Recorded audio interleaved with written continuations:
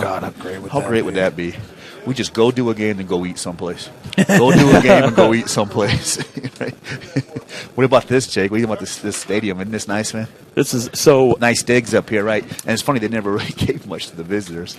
Snyder's going to be pouring over on that side. My son's a huge, he plays soccer year-round and stuff. So yeah, he's a real good soccer player. The Fort Wayne FC did the game against Chivas over here, their first international game. Yeah, and it was here. It was awesome, man. It was so good. Are you guys getting, like, staticky stuff? A little bit. I got a little static in my ear, a little bit.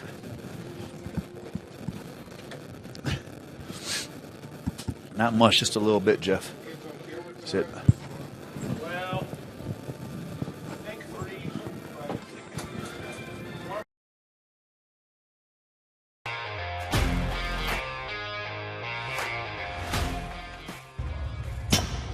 I like to stay active. I try to come in here at least 3 times a week and just get my 1-hour workout in. Since September, I think I've put on 22 pounds of muscle. I think my vertical has gone up plus 5 inches. I've gotten a lot faster since then, too.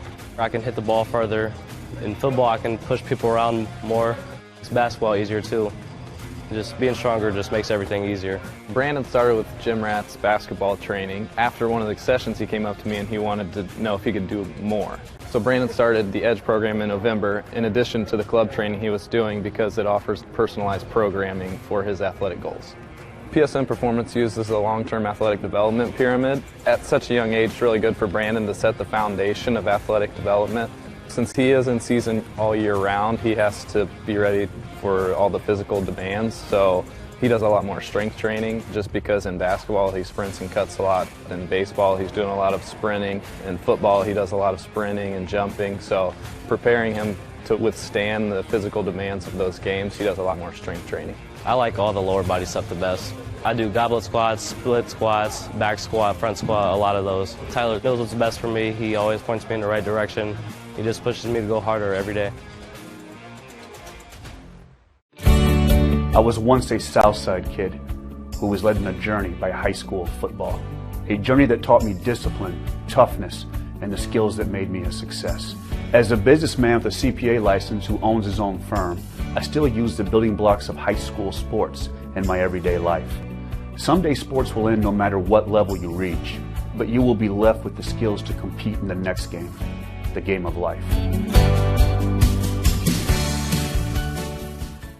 Thank you for watching Summit City Sports. To help broaden our coverage, we're asking you to become a monthly sponsor to our Patreon account. We produce weekly highlights and live video broadcast. When the Homestead girls golf team won its first state title in program history, we were there. When Fort Wayne brought back 3 state titles in cross country, we were there. We believe in sharing positive stories and setting the standard for how high school sports should be covered. Join us and donate today.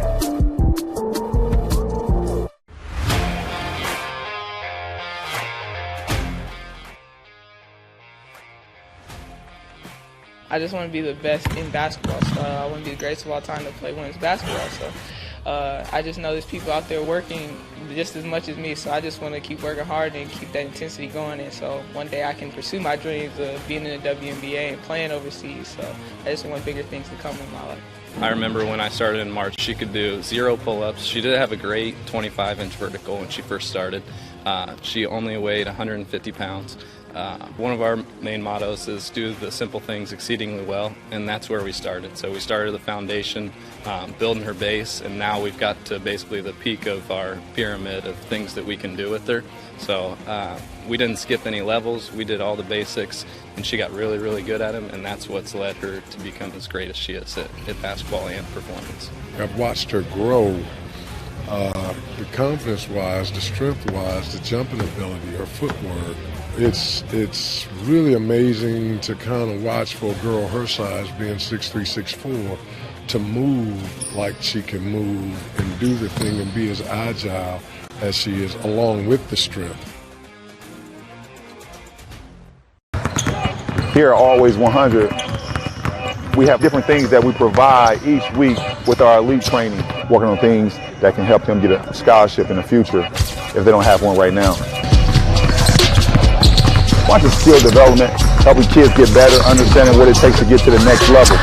Catching and shooting, working on ball handling, In the last 5 years, we had over 200 kids that's able to play basketball at some places from the NAIA, Division III, Division II, or Division I level.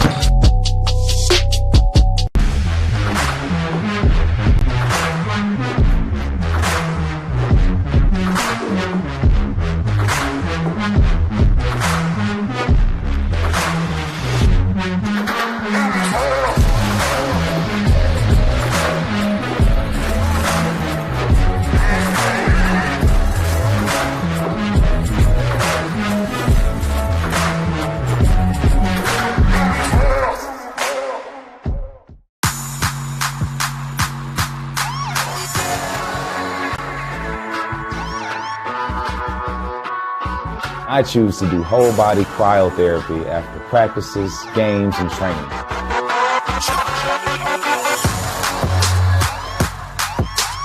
It reduces inflammation in my muscles and allows me to move more agile throughout my profession.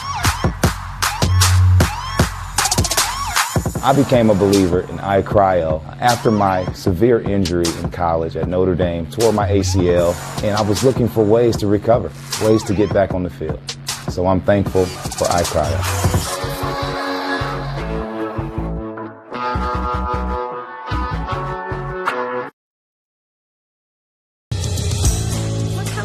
Your kids grow up quick, and there's a lot to teach them. Some lessons they won't pick up in school. Some they'll learn the hard way. But when it's time to give them the keys to their finances, we'll be there to help with their first checking account and the tools they need to make sense of their money. And even though they're off on their own, you'll be able to check in to see how they're doing. Raising your children is important, and teaching them about money is a big deal. So ProFed makes it easy. Federally insured by the NCUA, Equal Housing Lender. Welcome in, everybody, to Shields Field in Fort Wayne, Indiana, for the Sectional 11 Class 5A matchup between the Snyder Panthers, entering today with an 8-1 record, the co-SAC champs, sharing the conference title with Bishop Luers and Carroll, taking on the Bishop Dwenger Saints with a 6-4 record. Head coach of the Saints is Jason Garrett in his fourth year at the school, a 41-9 record. Coach Kurt Titman leading the Snyder Panthers in his 13th year, 126 wins and 33 losses for Coach Titman. These two teams know each other better than any in the Summit City. This is one of the best rivalries in northern Indiana. Looking at the last 35 years, Snyder holds the lead with 23 wins, just 13 losses. And last time out, back on October the 8th, it was the Panthers winning it 33-22. My name is Jeff Mahoney, and in the booth we have Joe Walburn and Jake Smith, as always. And both of these guys were at that game, Snyder versus Bishop Dwenger. And I'll tell you what, Joe, Dwenger, we saw a totally different Dwenger team in that game against Snyder.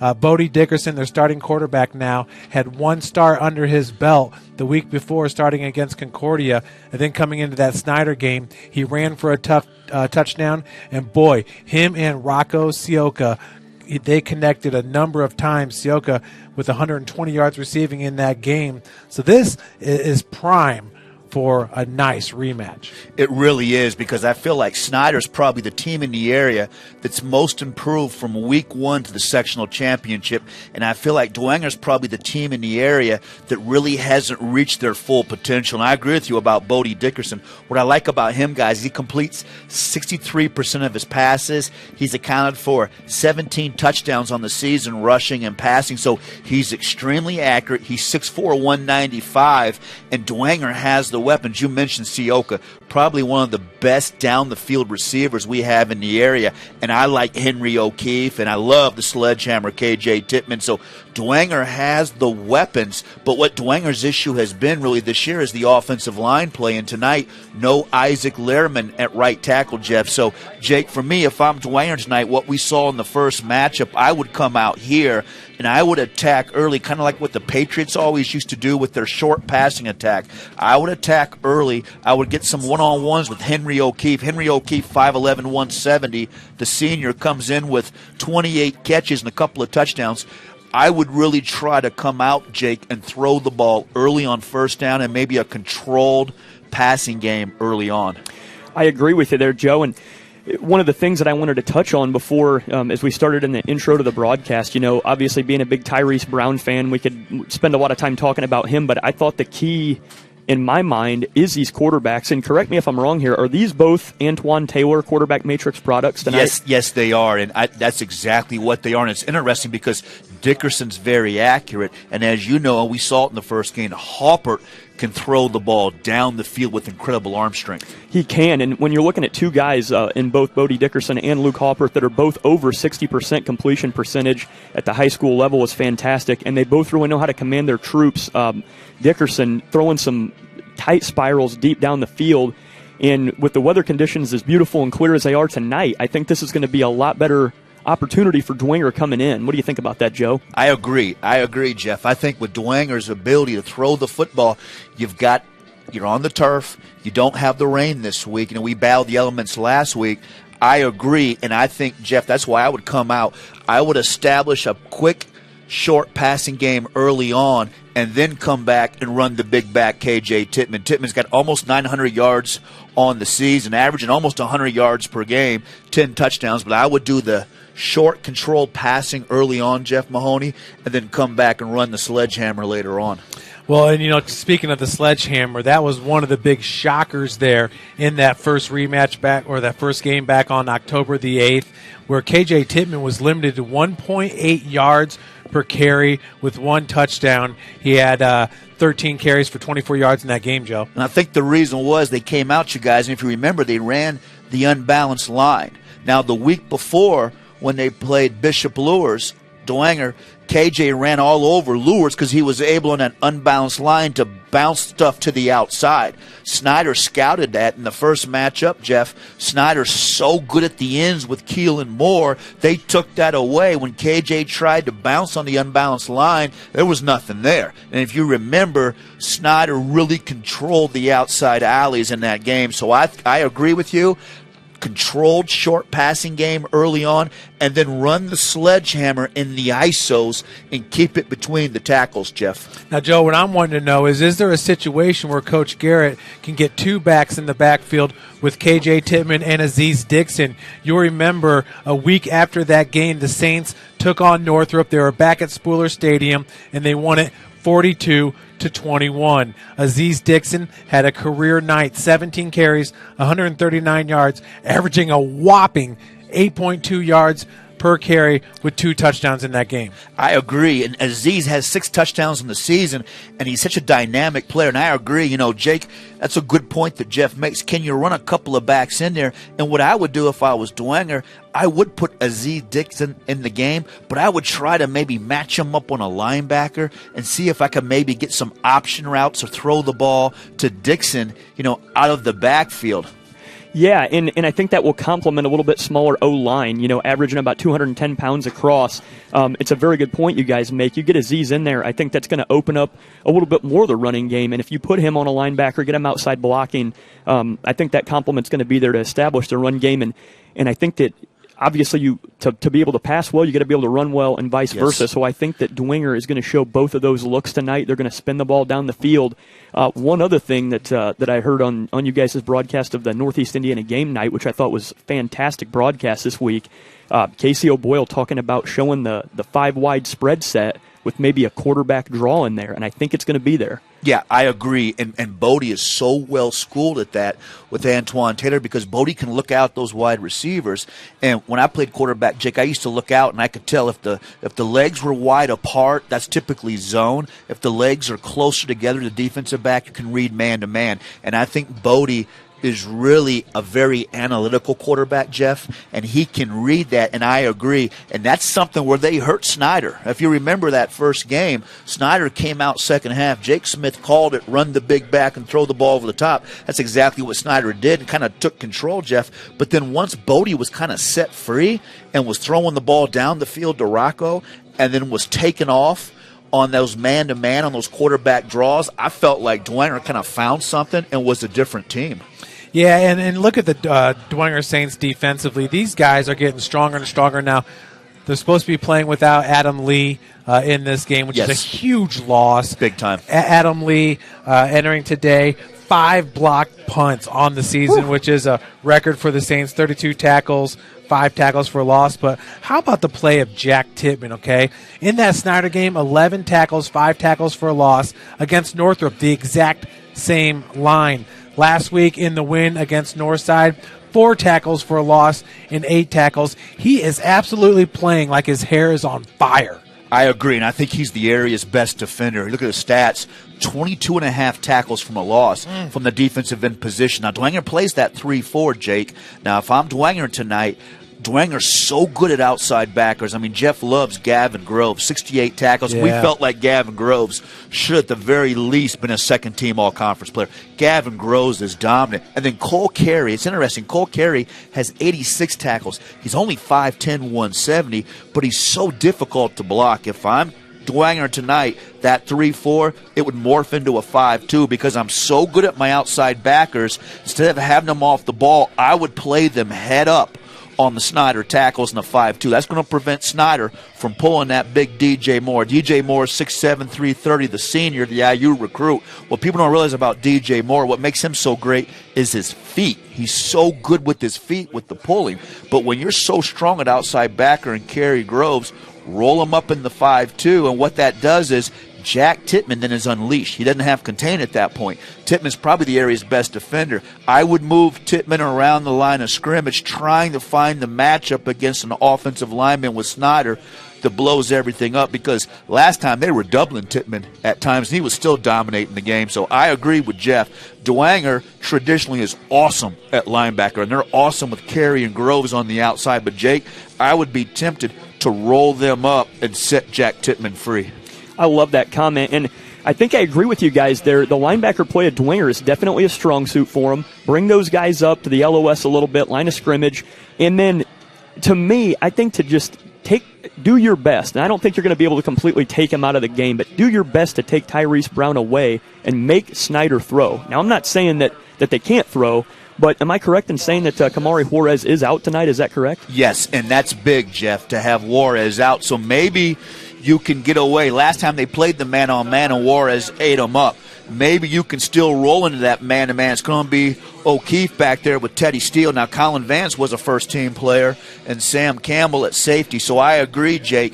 If Juarez isn't playing, we'll see. We'll have to check and double-check that. But I think you could play some man-to-man, and you kind of got to pick your poison, man, because Snyder, that's where Snyder has really developed, Jeff. You know, Snyder's developed that passing attack down the field. If Halper can throw that ball down the field, it makes that run game so much better. And looking down in the end zone, we can see that Kamari Juarez is dressed tonight, number 3 in the end zone. And Juarez was awesome in that first matchup. Yes. 8 receptions, 167 yards, averaging 20.9 yards per reception with a long of 43 and 2 scores. He truly was the difference in that game for Snyder, because honestly, we hadn't seen it all year long. We know Luke Hopper is incredibly accurate. He's got a really nice deep ball, and he can burn you with his legs. Luke in that game rushed for 10 yards, so they were keeping it conservative from a quarterback standpoint. But once again, guys, looking at last week, Snyder was in a real dogfight there, winning at 21-17 against Northrop. Tyrese Brown, 19 carries for 99 yards, 2 touchdowns. But he had 2 fumbles. Now, we were over at New Haven last week, and it was a rain, kind of a pouring rain, all single game long. But one of the guys to really look out for on this team is the junior Langston Level. He had 3 carries for 79 yards with a long of 67. Langston Level absolutely runs angry, and I love it. He was honorable mention, all SAC. Can the Snyder Panthers get it done just running the ball in this game? No, I think they have to throw the ball down the field, in my opinion. And I would be hyper-aggressive early on if I'm Snyder. I would run my big backs. And I like the fact that you do have Level. Tyrese had some fumble issues last week, which you never see from Tyrese, but Jeff's right. Level comes in the game and gives you another big physical back. So Snyder was lucky. They had turnovers all over the place. And I tell you what, I feel like, you know, I like Coach Northrop over there at Northrop. I feel like they kind of took their boot off their neck last week. I think if Northrop could have stayed aggressive, they might have won that game. And Snyder was lucky to get out of there with the win. But I do feel tonight, to open up those rush lanes, Jake. As good as Tyrese is, and I love Langston Level, 6'3", 200 pounds, just a big bully back there running the ball. They have to throw the ball down the field tonight if I'm Snyder. I agree, and isn't it incredible being up here with you guys, because I sit around and I get my pre-broadcast materials ready, and I've really got something for you guys tonight, and I'm going to talk about Tyrese Brown with his 2 fumbles last week, and the pro Jeff Mahoney over here beats me to it. So that's Jeff's guy, man. Jeff loves some Tyrese. Jeff should be a scout, man.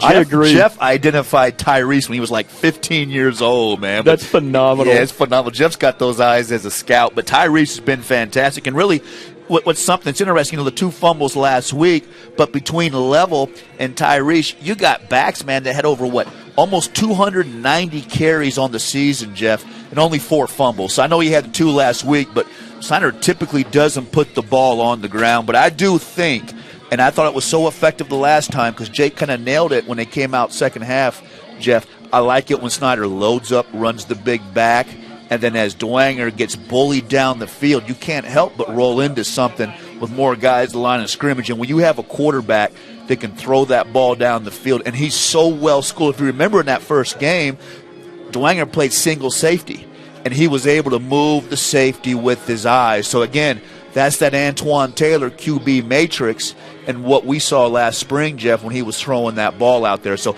I do think Snyder has to throw the ball down the field. I'm curious if Juarez plays, if he's 100%.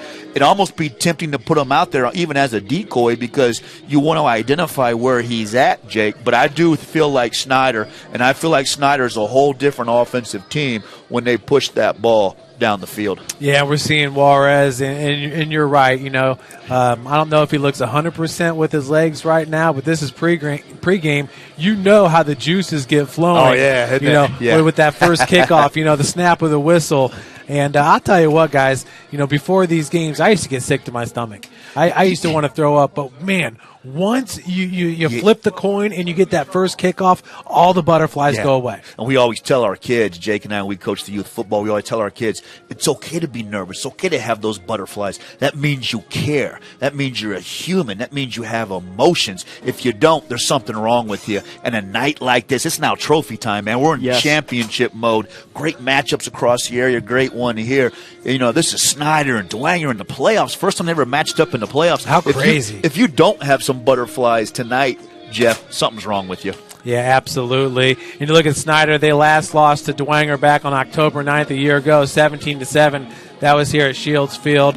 Brendan Lytle last year, a senior quarterback for the Saints. He had a great career as a sophomore quarterback, won the state championship in 2018. And I don't know if you guys got a chance to check out the story that Blake Blaker did, but how about the Titman legacy here at Bishop Dwenger, as he had like 12 guys down there that they were interviewing. Jack Titman was talking to all of his cousins, one of those being Rocco Sioka. It's unbelievable, man. You come out to the roster and you look for the Titmans. I was counting them last time we did the Snyder game, and Jeff had to correct me that Sioka is a cousin too. But I tell you what, Sioka's talented. I would get Jack Titman on offense too. And last year, Tim Atkinson and I did the Carroll Dwenger game on Saturday night. I did it with Tim. I loved it. SummitCitySports.com. Shout out to Tim Atkinson. You're going to have to take us out on one of these I got to breaks. take us out on one of these. Tim Atkinson's the best. But the point was, that was the best I saw the Dwenger offense in the last 3 or 4 years, Jeff. And what they did was they attacked. Brendan Lytle was such a good high school quarterback. But that night, Dwenger attacked early on with the short, controlled passing game and then really took the game to Carroll. So I was kind of thinking back about that, going back through the notes, watched a little bit of that tape this week when I had some time down in Georgia, and that's exactly would be my game plan tonight if I'm Bishop Dwenger. Yeah, Joe, Jake, the first time that you saw this game, you saw Dwenger come out with that empty set. What did you think about that? So I love it, and that's a good point that we were making about Rocco Sioka back there, the 6'6 senior, a little over 200 pounds. One thing I loved about that, to your point, Jeff, was the amount of passing concepts that you saw.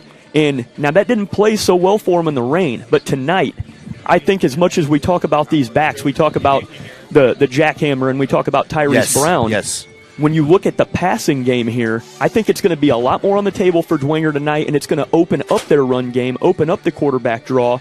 Mancioka had some incredible catches. Yes. And, I mean, they had everything going. They had the out route going, and some beautiful balls by Bodie Dickerson were thrown out there.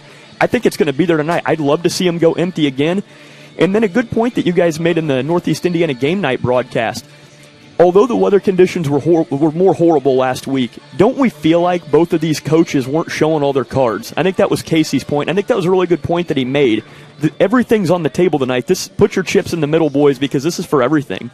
And how amazing is it with these two programs that they can go into a game, keep half of the playbook in their pocket, all the things that they're working on. Because remember, both of these teams did have a bye that first week of the playoffs. Yeah, they right? did. 5A and 6A have a bye. But that they can – kind of go out there with not all guns blazing, but still pull out the victories. There's just such confidence with Coach Garrett and Coach Titman. Yeah, such great programs. I mean, both programs are so storied. And what's interesting is, as good as that Snyder defense has been this year, awesome against the run. Only giving up a little over 90 yards a game on the run.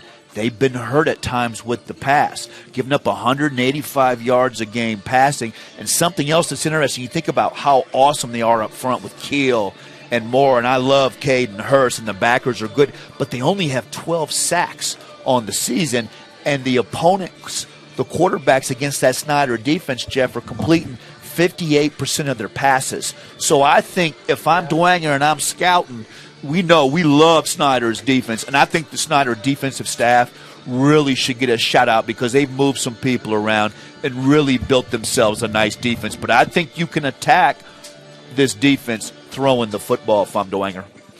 Yeah, and I think that's going to be the key to the game. It's so incredible to be able to be up here with you guys, and we called this game together in the regular season, and now you get the rematch. Yes, and the sequel. We love sequels. The sequel. We love, how about that East Noble Leo sequel? Oh, my goodness. Man, we love sequels. If it can be half as good as that, but we love sequels, don't we, Jake? We love it, and it just gives us a little bit of extra time to look at some different caveats in the game. And, it's obvious that Tyrese Brown is going to get his touches. He's going to run the ball hard. You know that going into this. Especially with that O-line being 265 average across the front. So you're right. Tyree's going to get his touches because Snyder has like a college offensive line. They do. But I really feel like tonight, I think it's going to be special teams and passing. And with the weather conditions the way they are, I love Dwenger a lot more in this game than I did a few weeks back. And I think it's going to be a pretty close contest, guys. Well, with Dwenger passing the ball, they're going to have to keep an eye out on the Rover, Quincy Myatt, number 7 for the Panthers, entering with 93 tackles, had 1 interception on the season, and that came against the Saints. Can I say it? He should have been first team, baby. I see you, Quincy. Quincy made second team. Quincy is awesome. And what Quincy does is Quincy can play that outside backer or that strong safety. So Snyder can give you different looks. They can play that 4-3, and Quincy can play that strong safety, or they can roll him up and play a 4-4. I think Quincy is kind of like a switch army blade, those knives where you can just do everything with them. That's why I really like him. So I think he should have been first team, and I would say Myatt, Keel, or Titman would be my player of the year in the conference, in the Summit Athletic Conference for defense. I think Myatt, Jeff, has just been fantastic this year for Snyder. Yeah, you guys are making some good points. Now let's hear it from the sideline Swami himself, Casey O'Boyle.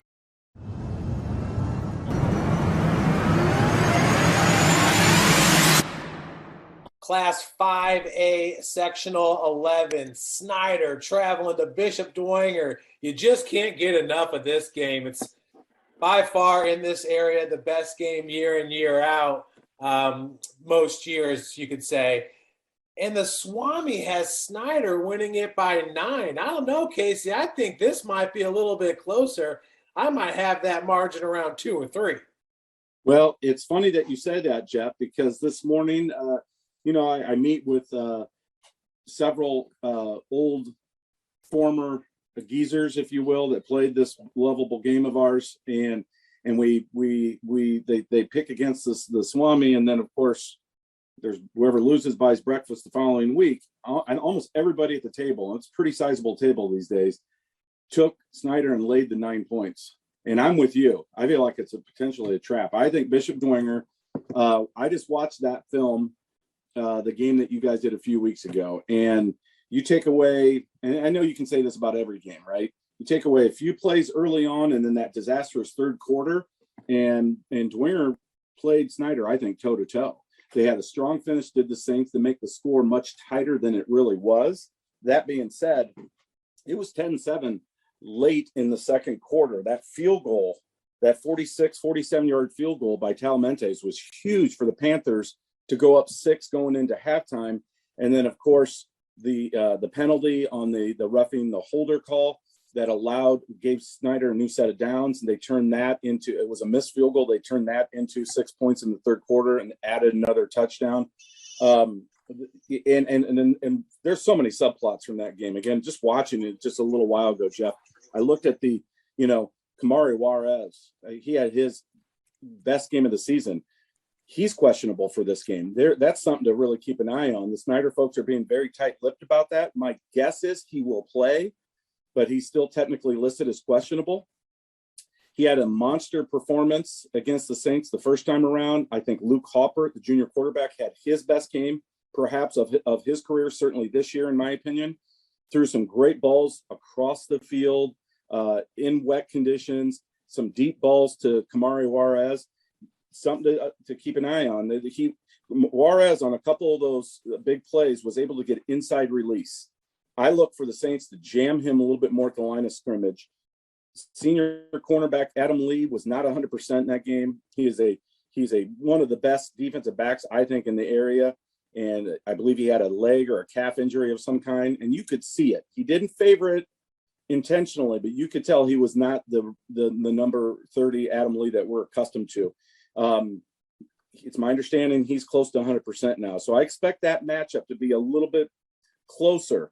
But there was at least 3 jump balls that Juarez won that changed the complexion of the game.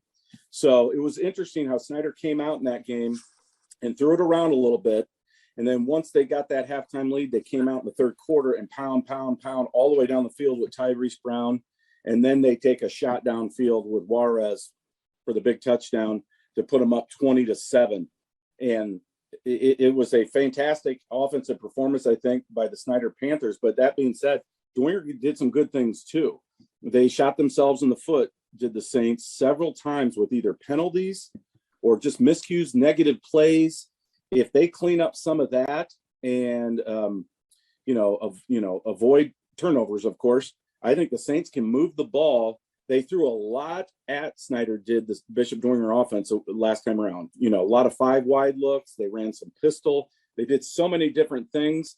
And it looked to me almost intentionally in anticipation for this postseason matchup. Because let's face it, when they met a few weeks ago, Bishop Dwenger was out of the conference conversation. So it looked like they were throwing a lot of different things at Snyder.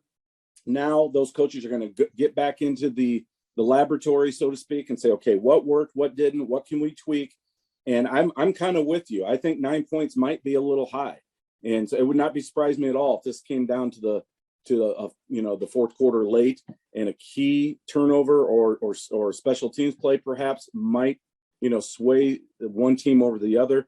A lot of history here too. Both are tied with 27 sectional championships. Yep. So the winner of this game is going to have a 28th sectional championship, which is the most of any team in our area.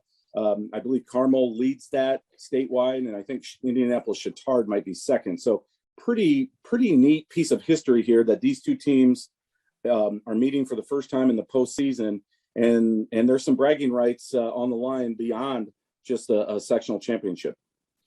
Yeah, you talk about big-time players in these type of games. Jack Titman, his hair was on fire in that first matchup. 5 tackles for a loss, 11 tackles.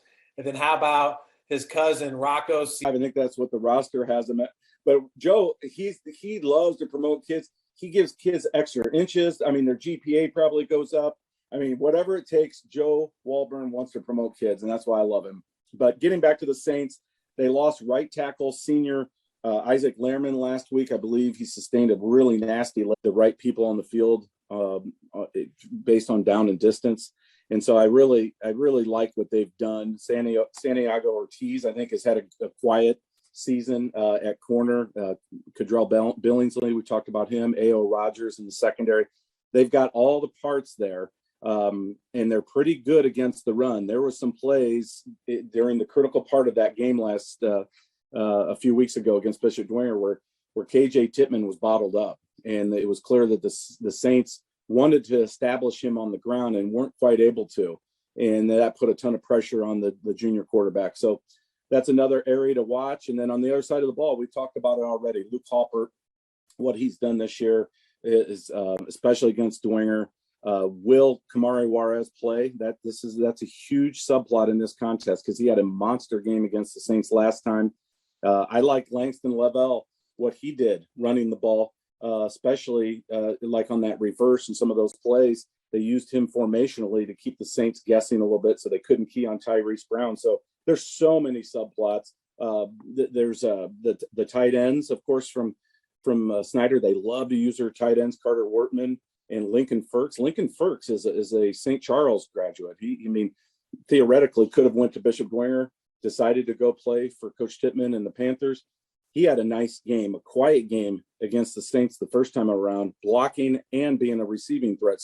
So many subplots. This is going to be so much fun to watch. I know you guys are going to be there. I will be there in spirit, but I'll definitely be watching it from the friendly confines of my home. Yeah, and how about last week? Snyder taking down Northrop 21-17, and Dwenger beating Northside 10-7. You're like, oh, both of these coaches don't want to show the other, what they really have in store. So talk about looking ahead. But in that game, you talk about Langston Level, 3 attempts for 79 yards with a long of 67. I love the way he runs. He just runs so angry, and it usually takes about 2 or 3 people to bring him down. Tyrese Brown, 19 carries, 99 yards, but did have 2 fumbles in that game against Northrop, 2 touchdowns. Casey, one thing about this Snyder team, you see Dominic Moon racking up the tackles again. I mean, Dominic Moon and Lucas Rohrbacher are probably averaging about 12 tackles a couple weeks off. But it just seems like both coaches kind of kept it close to their chest. KJ Titman got back on track, 22 carries, 115 yards. Bodie Dickerson scoring another rushing touchdown. Bodie Dickerson, when he gets to the line of scrimmage or to the end zone, it's like he won't be denied. He is fearless running the ball in the red zone. So I just thought it was kind of interesting that both of those teams kind of squeaked out victories last week. Yeah, you're not kidding, Jeff. I mean, I watched both those games, and I was somewhat surprised. Dwenger looked to be a little bit more in control of its game, up 10-0 against Northside than Snyder did. Snyder played from behind for much of the night, and the Panthers had 3 turnovers, I believe, on 3 straight possessions late in the third quarter into the fourth quarter, and the Bruins, all 3 turnovers, I believe, were deep in Snyder territory. 2 of them might have even started in the red zone, and I don't believe the Bruins got points on any of them. And they got just a little conservative, I thought Northrop did with its play calling, almost like they were hoping to win instead of going for the jugular. They had an opportunity there to go up 2 scores on 3 of those possessions, and I would have liked to have seen them stay aggressive, especially with their passing game. They were having some success, Jeff, with some of those slant passes. Dane Kilby was getting loose in the seam and over the middle on some skinny posts. And Roosevelt Norfleet Jr. was doing a nice job getting them the ball. I think if Northrop scores on one of those turnovers late in the third, earlier in the fourth, who knows? Because Snyder's play calling might change just a little bit if they fall down 2 scores, and maybe from there, Northrop then can take another shot if they got another turnover. But they had 3 possessions in a row where I believe they got no points, and that ultimately was the game. Hats off to the Bruins. They played really, really well. And I thought, this is a team that hasn't beaten them since the late 90s. So it hasn't been much of a rivalry, but this would have been certainly the kind of upset that would have sent shockwaves around the state and would have made a matchup against Bishop Dwenger certainly more favorable for the Saints. Yeah, and I was just highlighting number 10, Tavon Freeman, who really had a great game against Bishop Dwenger, and then the following week against Snyder. So a nice running back over there for Northrop for sure. Casey, so you're still sticking with that 9 points? Well, yeah. I mean, that's what the Swami says. I don't ever question the Swami. He's got crystal balls. I don't. So 9 points, but I do think it's close. I don't think it's going to be Snyder rushing out to a big lead like the previous matchup and then Dwenger scoring late. I think it might be the other way around, a close game back and forth, and maybe Snyder gets a field goal late or a touchdown late to give them that slim 2-point edge, like 30-21, 33-24, somewhere in there. But it's going to be a fun one for sure out at Shields Field. If you're going to go that game, you better get there early. Parking's not the best. And again, tons of subplots. This is going to be an exciting game to watch for fans.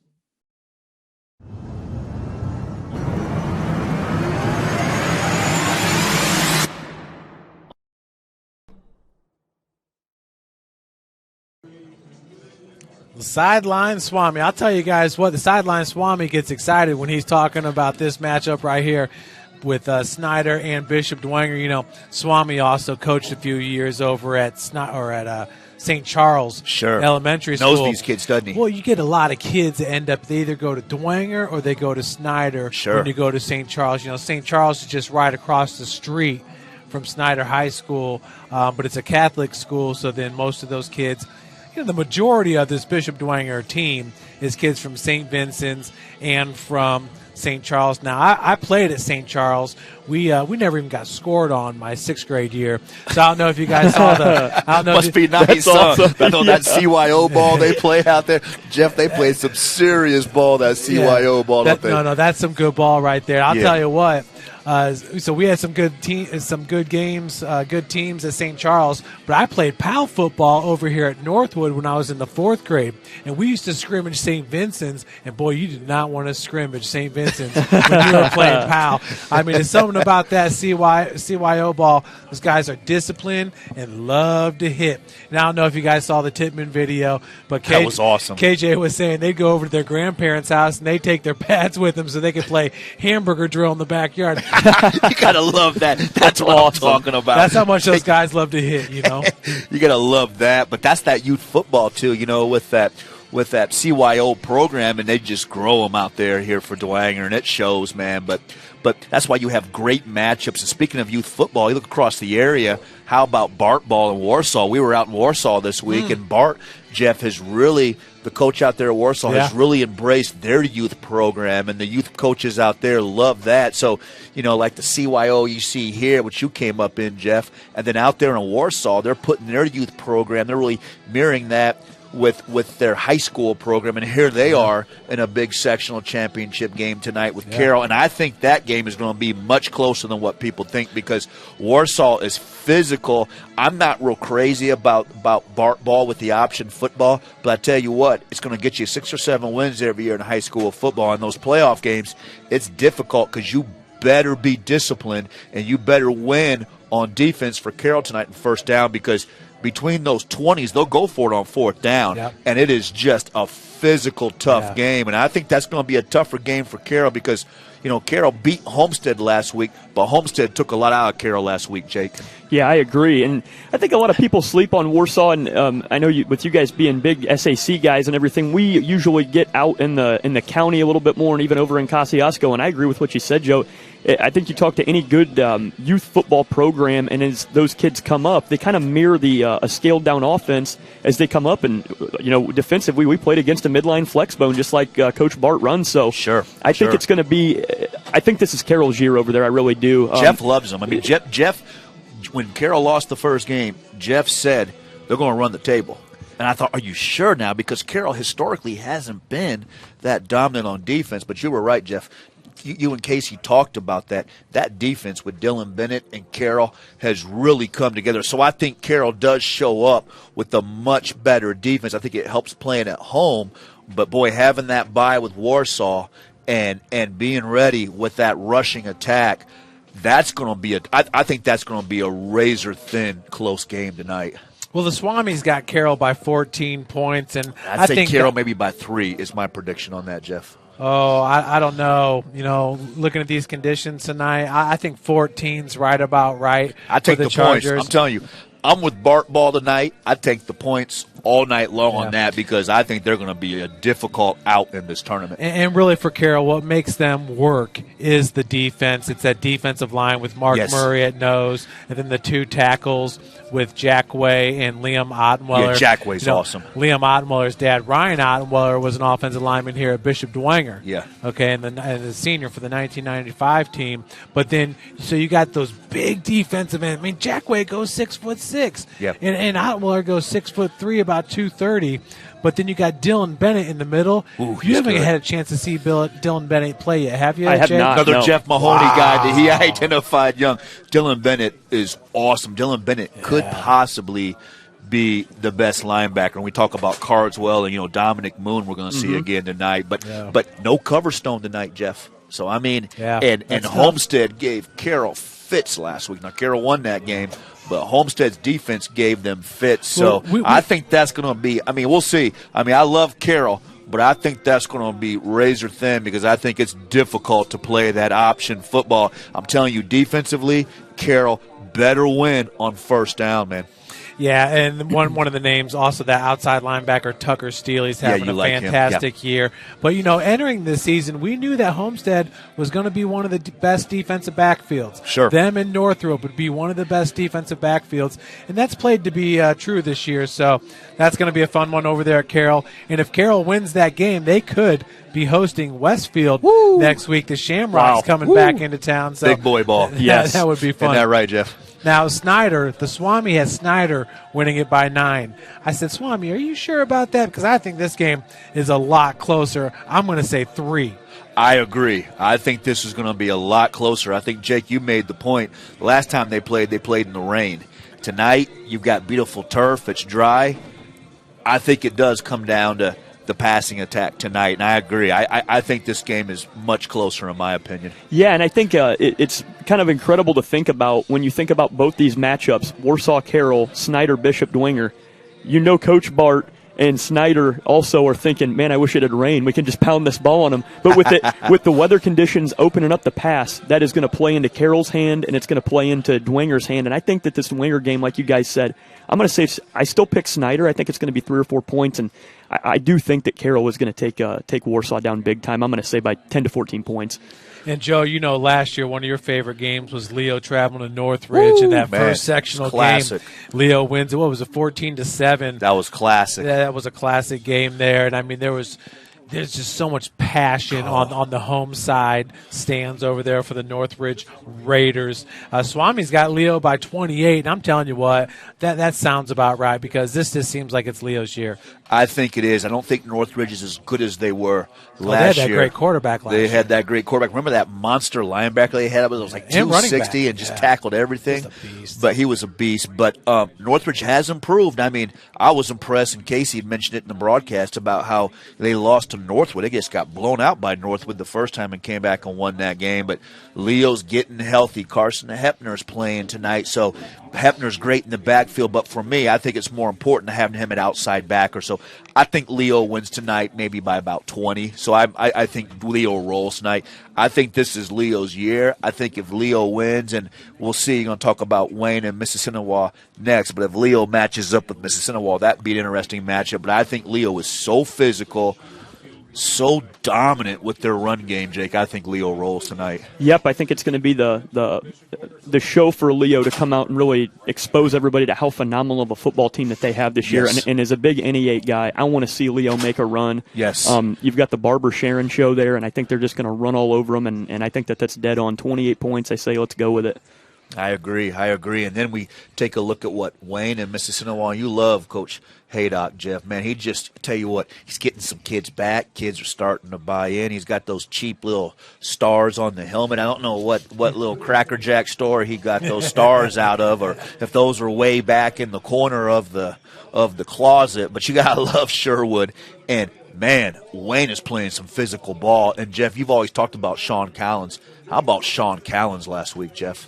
Yeah, Sean Collins was electric. Hey, you score 4 touchdowns, you know you're doing something right. One of those was a 50-yard pass. He also had an interception. So, Sean Collins, you've been waiting for him all year long to kind of break out and have one of those games because he's been doing it ever since his sophomore year for the Generals. But honestly, it starts with Lamarian Nelson. I mean, over 1,400 yards rushing.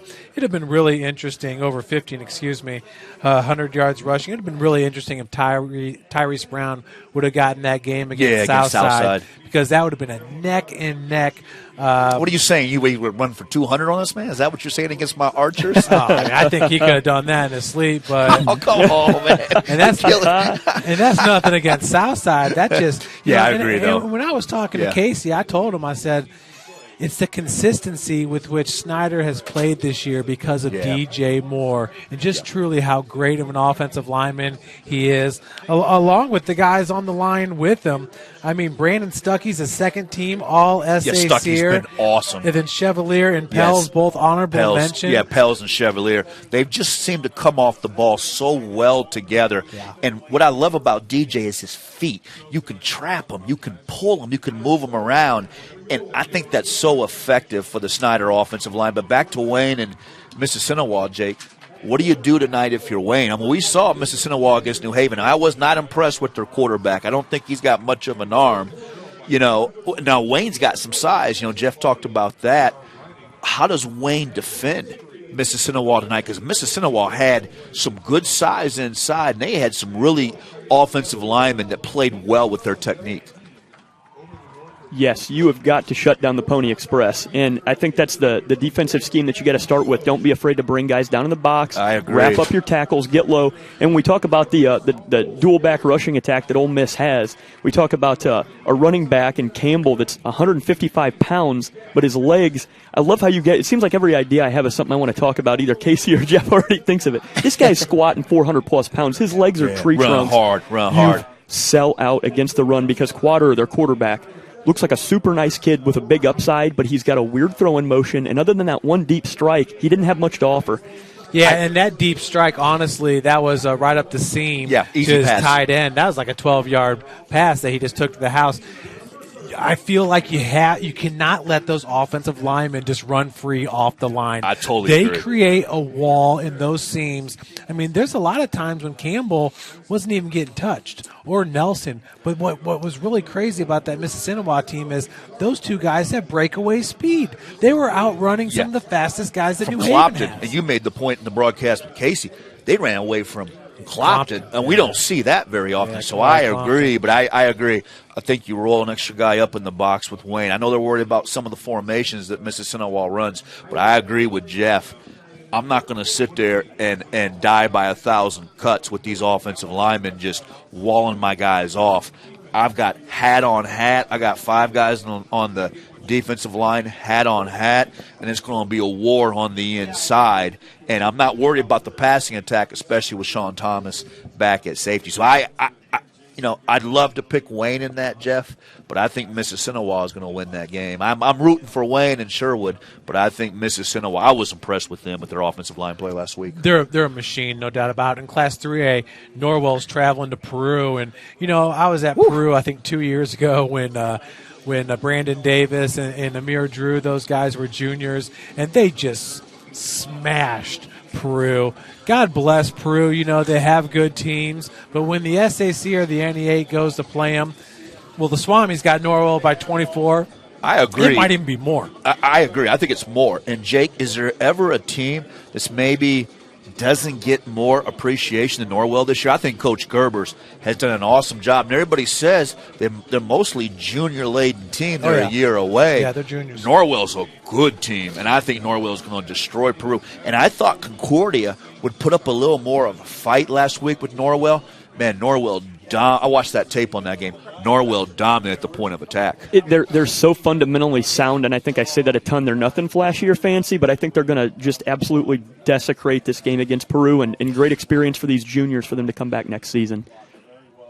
Yeah, and then in 2A, Eastside at Bishop Lures, so just a few miles south of where we're at right now, the other Bishop, the other Catholic school in Fort Wayne. Did you see the talking in that game? Oh, sorry to interrupt you. There's some talking going on. Oh, in that. my. East side was like, they're wanting lures, man. You got to love it, man. This is 2A ball. Yeah.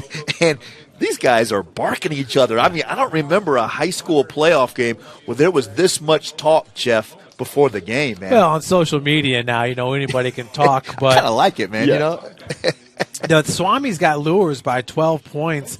If Sir Hale is healthy, 100% healthy, that's the question. And we hope that he is, then that could definitely be the case. But this Eastside team, they're undefeated. They're 11-0. And, man, they just seems like every single week they are blowing teams out. I think their closest game this year was at Cherubusco. And, Jake, you know a lot about Cherubusco. But, man, Laban Davis has had a special year. But there's too many weapons at Lures. Yeah, I agree with that. Lures is going to take them, and I think 12's fair. I would definitely say 12 plus, and it is a bummer because the Blazers are such a tough squad. To go 11-0, and then to die now, it's kind of a bummer. But that's just what's going to happen. Well, they only lost by a touchdown last year in the playoffs, Lures. So I'm going to be a little bit of a contrarian. I think that game's going to come down to the last drive. And I think Lures is going to need a touchdown drive to put Eastside away. And I tell you what, everybody says, Lures plays 2A. I'm telling you what, Eastside this week, if you get through that, probably Eastbrook next week. Yeah. Wow. And then Andrean in the semis. Are you kidding me? I mean, that road could be tougher. Obviously, Brebuff's awesome in 3A, but those are like 3A teams. So I'll tell you what, I think Lures is going to get a war tonight because Eastside is going to get on those buses out there.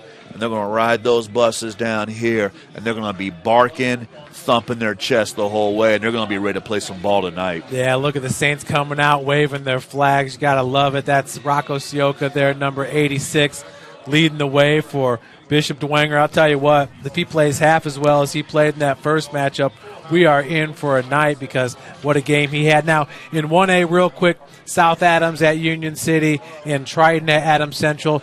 Joe Walburn, real quick, because I know you love your 1A football. Union who? Now, I think South Adams wins that, Jake, and I think Adams Central wins that. And then you'll have a Adams Central playing down in Bern next week in that regional against South Adams. So, I tell you what, I did 1A ball with Pioneer and Adams Central for the IHSAA a few years back when they had Jack Kaiser. Jack Kaiser's outside backer for Notre Dame. Jack Kaiser was fantastic, but those teams, as good as Pioneer was, Pioneer won maybe 2, I think, back-to-back state championships in 1A. They would have been in trouble up here with this conference and this football. But I tell you what, as far as tonight, it's unbelievable, Jeff. Dwenger and Snyder in the playoffs. It's never happened, my friend. So, man, we're going to have a good one tonight. And let's see, I'm so curious if Dwenger, I feel like Dwenger has underachieved this year. And you never say that with Dwenger because Dwenger has such great coaches and great traditions. But boy, oh boy, if Dwenger could suck it up tonight, Jeff, and get this win, it would really put their season back together. But Snyder,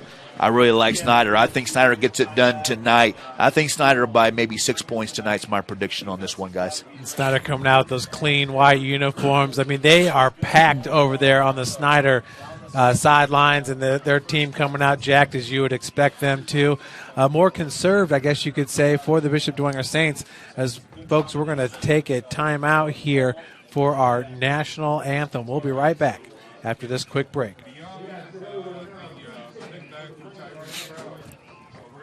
I was once a Southside kid who was led on a journey by high school football. A journey that taught me discipline, toughness, and the skills that made me a success. As a businessman with a CPA license who owns his own firm, I still use the building blocks of high school sports in my everyday life. Someday sports will end no matter what level you reach, but you will be left with the skills to compete in the next game, the game of life.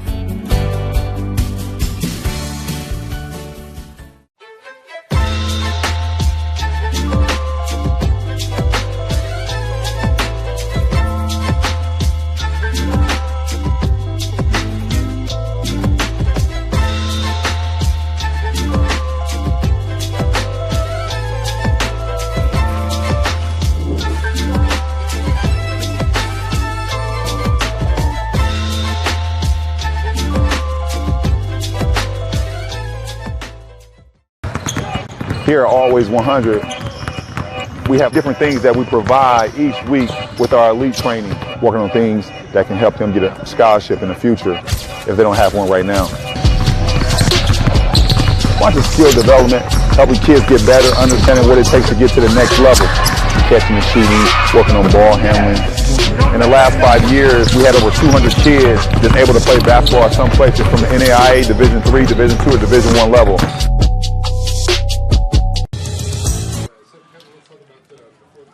Welcome back, everybody, as the teams are getting ready to come out for the coin flip it.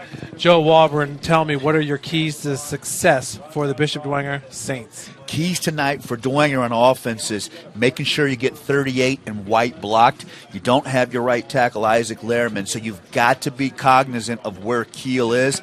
I come out with my offense for Bishop Dwenger, and I attack with the short, controlled passing game. I help Bodie Dickerson out, and I throw the ball on first down, and I make sure my weapons, O'Keefe and Sioka, are involved. As far as the defensive side, I'm awesome at linebacker with Groves and Carey at the outside.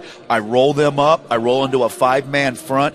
I move Jack Titman around the front, give Snyder different looks, but I play hat-to-hat with 5 guys up top so Snyder can't pull and can't trap, and I just hope my back end can hold up. So those are my keys for Dwenger. And Snyder has won the toss, and they are going to defer to the second half. Dwenger will receive. That's Rocco Sioka, Gavin Groves out there, along with Jacob Stetka and Dominic Moon. Okay, now your keys to success for the Snyder Panthers. As far as Snyder, what I do is it's like what Jake Smith says. I come out, I run my big Cadillac, Tyrese Brown, and I pound away with my big back and see how Dwenger handles that, and then I throw the ball down the field. I don't waste my time with these run-pass options and these little passes out to the flat. When I attack, I throw the ball down the field. And on these first couple of drives with Snyder, I'm hyper-aggressive. I want to take control of this game early on. And on the defensive side, I attack hard upfield with my defensive ends. I'm awesome at defensive ends. I'm awesome at linebacker. I take away Dwenger's run game, and I turn this into Dwenger having to throw the football. So I think with Myatt at the rover position, the awesome defensive ends, Jake Smith, I think those are the keys for Snyder, is really to imprint their will on this football game. And back deep for Bishop Dwenger is number 21, the senior kick returner. That's Henry O'Keefe at 5'10", 160. He's returned it 15 times this year for 454 yards, averaging 30.3 yards per return. And that's Nick Talamontes with the kick, as O'Keefe's going to field it at the 3-yard line. Goes right into the middle of his blockers, and nothing there, as he'll get it to about the 23, and he is smashed down to the ground. That was number 30 for the Panthers, Clompton. Yeah, nice job by Clompton. You always talk about special teams, Jake. Snyder runs down and stays in their lanes and wins early on special teams. Fundamental football right there. That's how you want to start off a game. Now we'll see how Dwenger's going to come out and attack, Jeff. Let's see what kind of formations we see. Snyder really has moved some pieces along, and they feel good about their defense. It'll be interesting to see if Dwenger can isolate some of these weapons one-on-one. They got Teddy Steele in the backfield out of the pistol alignment. Steele averaging 6.9 yards per carry with a long of 25 on the season. As the handoff goes to Steele, breaks out of one tackle and will be brought down at the 29-yard line. A gain of 6 on the play. Yeah, nice push up front. Looked like maybe that was KJ that time, the Sledgehammer. But how about that run, Jeff? That was and I KJ. liked it. That was KJ, but I like what they're doing. They're running trips to the right, Jake, and coming back. Watch KJ on this run. Look at the cut right there in the traction AP replay. Watch him drop the pads right there. Beautiful. Another handoff to KJ, as that time he stopped at the 31-yard line. So a gain of 2 yards on the play. What do you think, Jake? So far, we see trips to the right. Looks like Dwenger's trying to work some matchups, huh? I think they are. It's kind of like a boxing match when they come out with a couple jabs early. I think they're testing out the defense just to see what the looks are. And Jack Titman already into the game for the Saints, number 83. They're going to have him at the right tight end position. I do believe on the bottom of your screen is Rocco Sioka with Titman in the backfield on second down. 3rd and 2, and nowhere to go. Nice tackle on the play by number 96. That is Caden Hurst. Yeah, Caden Hurst is a beast up there. 6'1", about 245. It's going to bring up 4th and about half a yard. And, man, what do you do here? Do you gamble here? Dwenger went big with 2 tight ends to attack Snyder. And, man, this is a big gamble here, Jeff. And Bodie Dickerson going to QB sneak it, and it's going to be close. What do you think, Jake? That's a big boy call starting the game off. Wow. I think he's going to get it. But, man, now what's that tell you about Dwenger's, what were they thinking tonight with that state of mind tonight for Dwenger, Jake? They know they've got to be aggressive, and they've got to score, and that was a gutsy move. I about had a stroke watching that happen. How about that, a big Jeff? gain. Yeah, you're right, Jake. How about that? Gutsy. Now, look, you got man-to-man down here with Sioka against Ortiz. Now, Snyder's going to flip into a 1 safety deep. They could attack that. Dwenger in the I formation here on the 1st and 10 as the handoff goes to number 27, Aziz Dixon. Yeah, I like that. I like Dixon. What I like there, Jake, is as good as those ends are, Moore is not the biggest defensive end out there. And that time, Dwenger runs right at that defensive end, Jake. Yeah, and one player that I keep noticing on about every play right now, Lucas Rohrbacher, number 24 on the Snyder defense. He's gap filling all over the place. Right now they're looking pretty solid. Not many have played better than Lucas Rohrbacher the last 4 games for the Panthers. 2nd and 7 from their own 37-yard line. They're going to switch fields as Rocco Sioka goes to the top of your screen. And 2 running backs again in the backfield as the handoff's going to go to Dixon. Burst through. That's a gain of about 7 yards on the play. That'll be close to a first down. And that's a good-looking play. Dixon averages almost 6 yards a carry. Check this out in the Traction AP replay. I like this, Jake, because Dixon hits the hole so fast. It's just a quick little ISO. Watch Dixon right there. So he hits the hole and makes the cut. Beautiful football with Dwenger. I like this drive. We're seeing some different looks. I like the 2 backs in the backfield and the tempo that Dwenger has so far, Jeff. 1st and 10 from the 44-yard line. Once again, the I formation. That's the hammer at fullback for the Saints. Handoff goes to KJ, makes one guy miss, busts it outside, runs over his own guy, and will be brought down to his own 47-yard line. So a gain of 3. I like it, though. I like giving the ball to the fullback. It's just a quick hitter.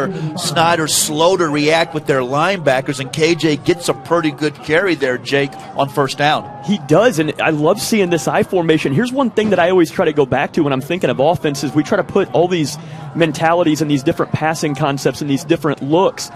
I form is what you teach your youth football players, and it still works.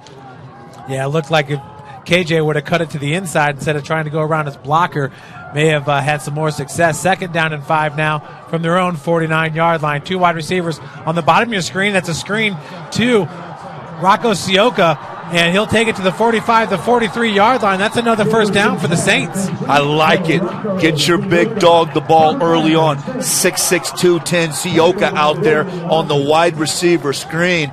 And check it on the Traction AP replay. Watch how fast Bodie Dickerson gets rid of the football. See how it's out right now. See it's gone, and watch Sioka. Nice move. People don't realize how athletic Sioka is. So I like it, Jeff. Get Sioka, O'Keefe, the Sledgehammer, get him the ball early on and attack Snyder here. 1st and 10. What a great opening drive here for the Saints from the Snyder 44-yard line. Sioka in motion, and they're going to toss it to him. We got a wide receiver pass. Sioka going deep, looking for Stellan Rudson, but it's intercepted.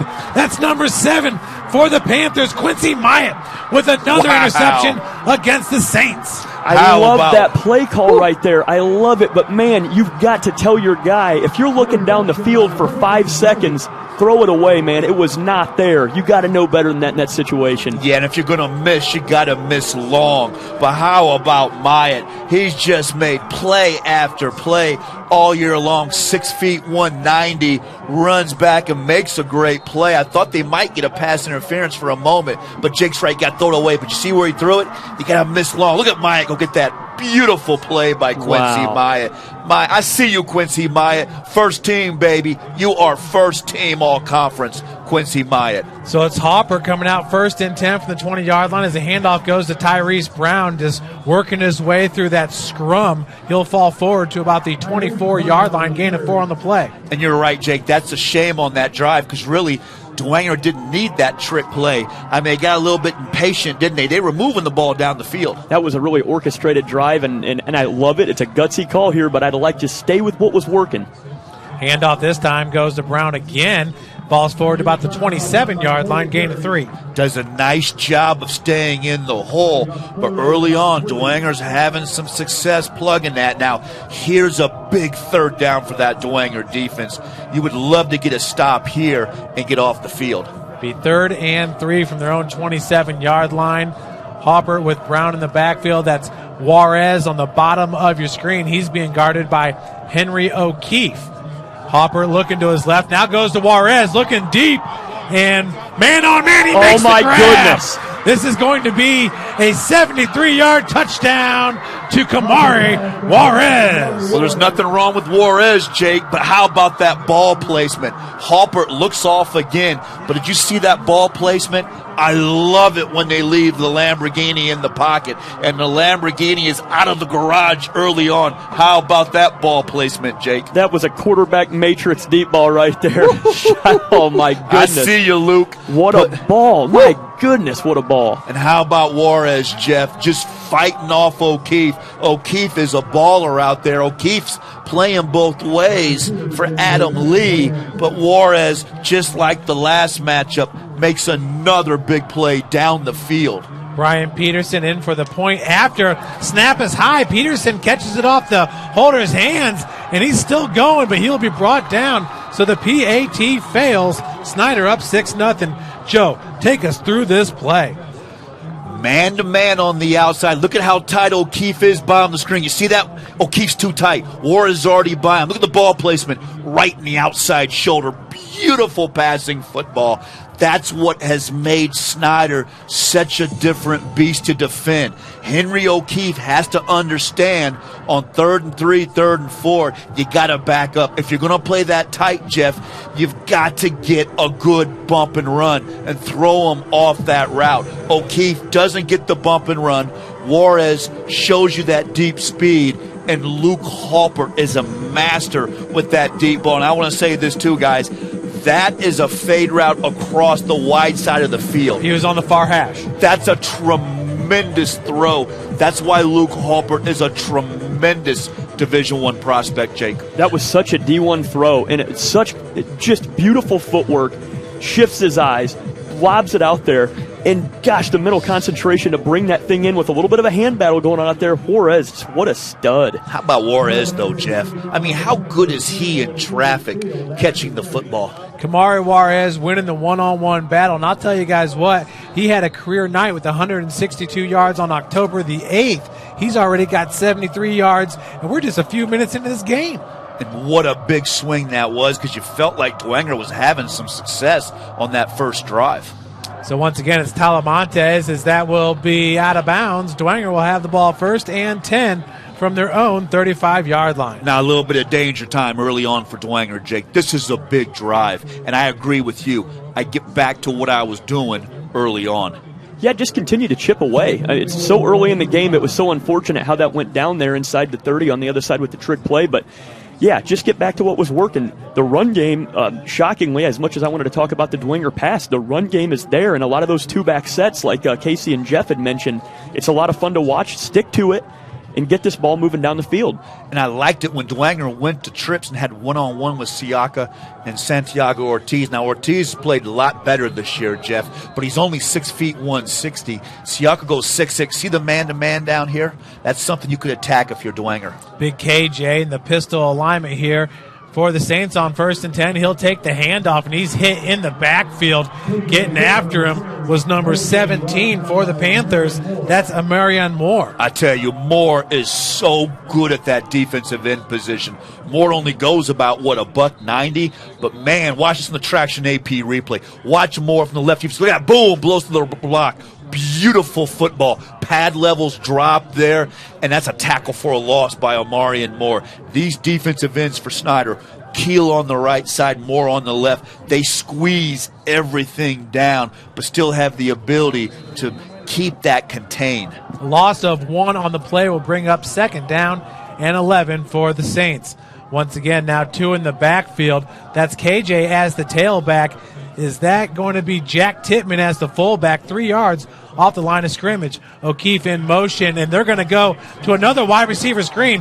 Sioka knocked out at about the 42-yard line. That'll be a gain of about 8 on the play. I love it. That right there is how you can take athletic defensive ends out of the program. Let them come down. You know, if they're going to spill, that's one thing, but if they're going to crash down like they are, flip those screens out there. They're getting some nice blocking.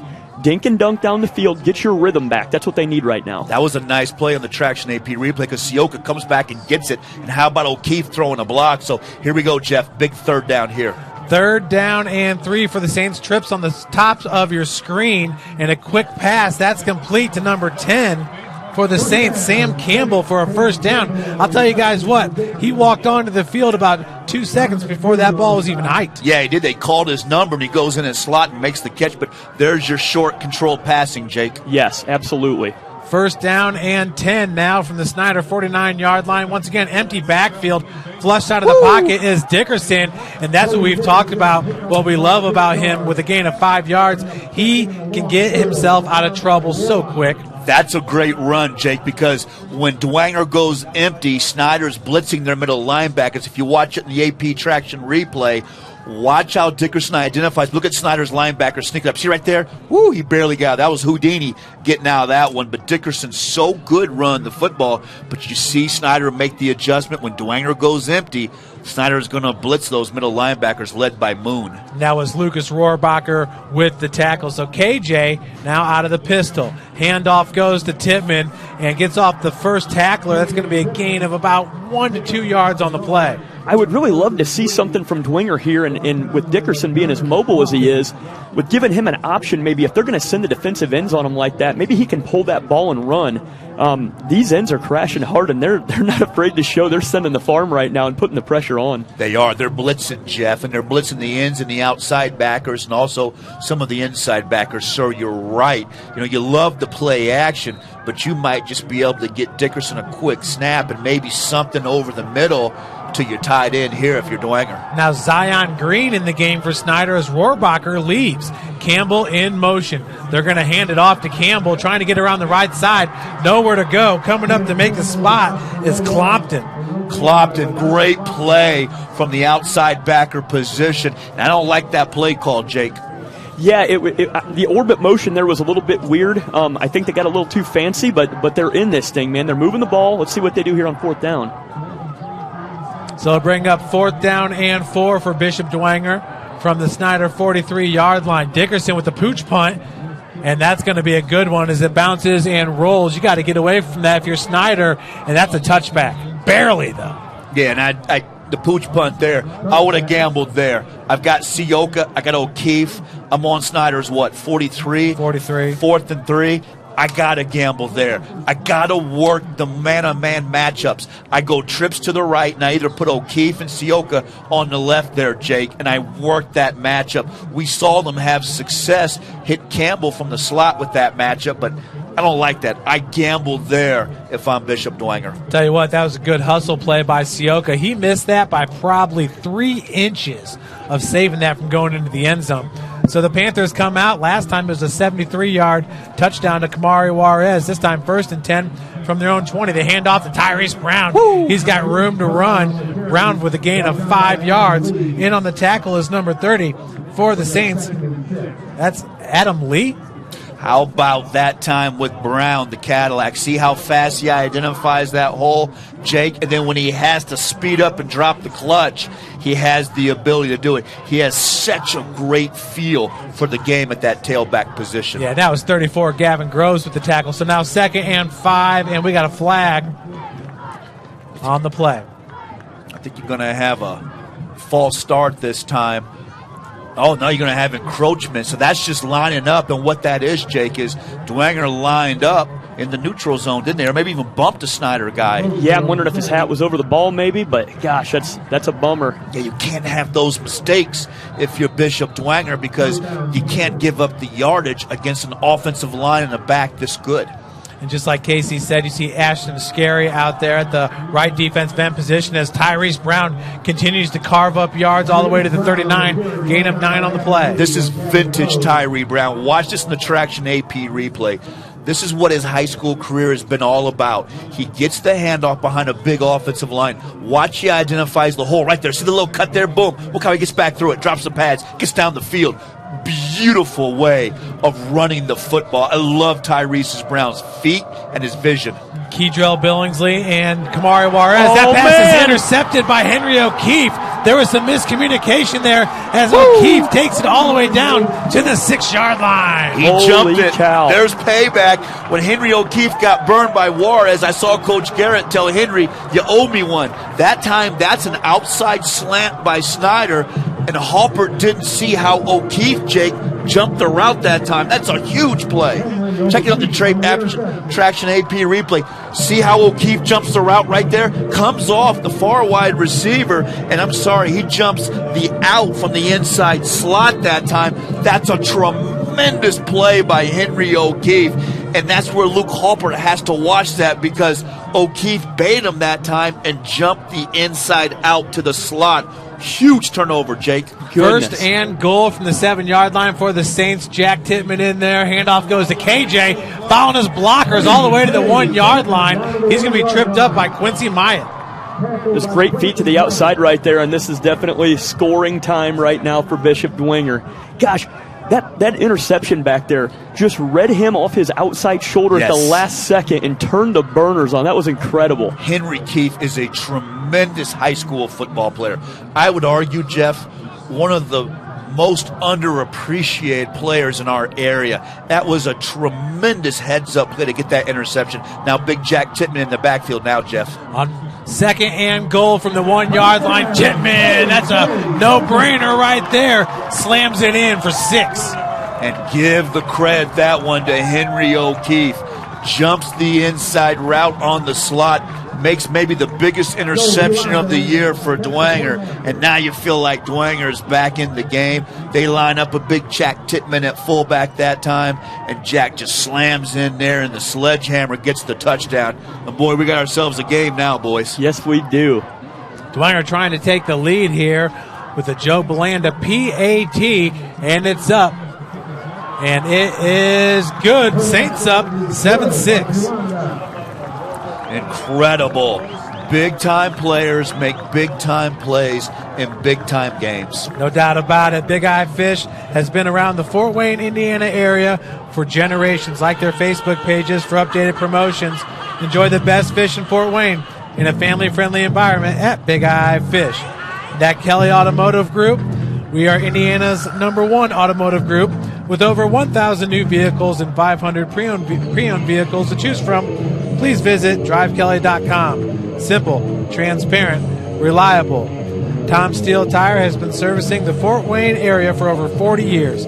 They will help you find the perfect tire for your vehicle and other auto repair services like brakes, wheel alignments, engine diagnostics, and more at Tom Steel Tire. Wow, guys, what a change of events right there. Started with that Henry O'Keefe interception that he ran all the way down to the 7-yard line. Then the hammer taking it in 2 plays. Yeah, Dwenger gets the momentum back, but boy, if you're Luke Hopper, you got to shake that off, and you have to be so cognizant with those defensive backs, Jake, because I used to hate it when guys would jump routes like that. Oh man, that was a tough one, but just when you thought the last time these guys played, the momentum started to shift away from Dwenger, now they're not allowing that to happen. And back deep is going to be Kamari Juarez, and he will field this ball right at the 4-yard line, really close to the sideline, and he's knocked out at the 14. Wow, great pursuit by the Saints kickoff team. That's Jack Titman running down there and making the play, and I think you're going to have a hold or a block on Snyder that time, Jeff, but watch Titman get down there and make that play. That's why I love Jack Titman. Jack Titman could play defense, he could play tight end, he could play special teams. He's a 3-phase player, and really a lot of times you don't see your frontline guys play special teams like that, Jake, but that's a tremendous effort by Jack Titman, and he was blocked in the back on that play, so really poor field position for Snyder, and now maybe a little bit of danger time right now for Snyder. I agree, and it goes down to that simple addition and subtraction that I probably use way too much, but the terrible field position. Right now, Bishop Dwenger's winning special teams. I'll tell you what, I was kind of surprised that Juarez fielded that one, but, he was hungry to get a kickoff return. It's going to be 1st and 10 now from the Panthers' own 7-yard line. In motion is Carter Wortman as the handoff goes to Tyrese Brown. Brown once again dragging tacklers, this time to about the 14, 15-yard line. It's going to be a nice gain of about 8 yards. Yeah, just out of the gun that time. Power football to Tyrese, and they're getting big chunks of yardage. I really feel like Dwenger needs to roll those backers up and play a 5-man front and have a hat on every single one of those Snyder offensive linemen.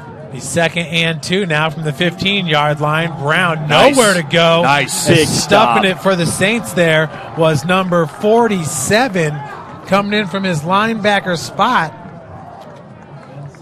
And that is Ben Simcox. Yeah, Simcox is tough. 6'2", 200, the senior. 39 tackles, 8.5 tackles for a loss. That's what Dwenger needs. Dwenger needs those outside backers to cheat up, Jake. Then they need those inside backers to make plays like that. So I guess he did get the first down, but that's nice to see Simcox read and react and fill that A gap on that play if you're Dwenger. So once again, you got Jack Titman at a right defensive end, and that's Ashton Scarry at the left defensive end for the Saints. 10 seconds left here in the first quarter on 1st and 10. Tyrese Brown looking to bust it to that second level, this time taken down after a gain of about 6 yards. Yeah, good push again, up front by Snyder, Jake. Very good push and a big ankle tackle right there that probably saved one going to the house to the outside that was a little underappreciated, but we got a good old-fashioned slugfest again. Did we expect any less? We certainly do here at Shields Field, and you're watching Indiana High School football here on Summit City Sports.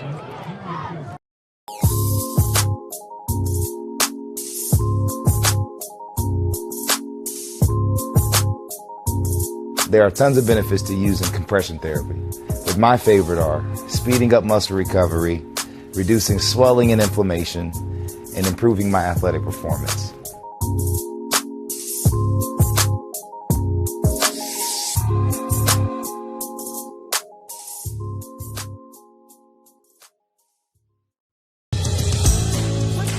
Your kids grow up quick, and there's a lot to teach them.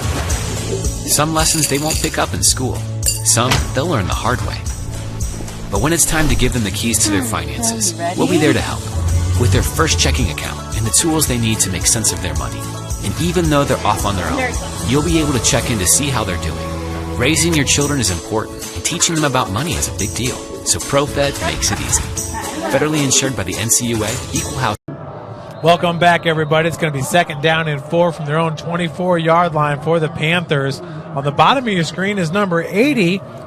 That is Jordan Lee.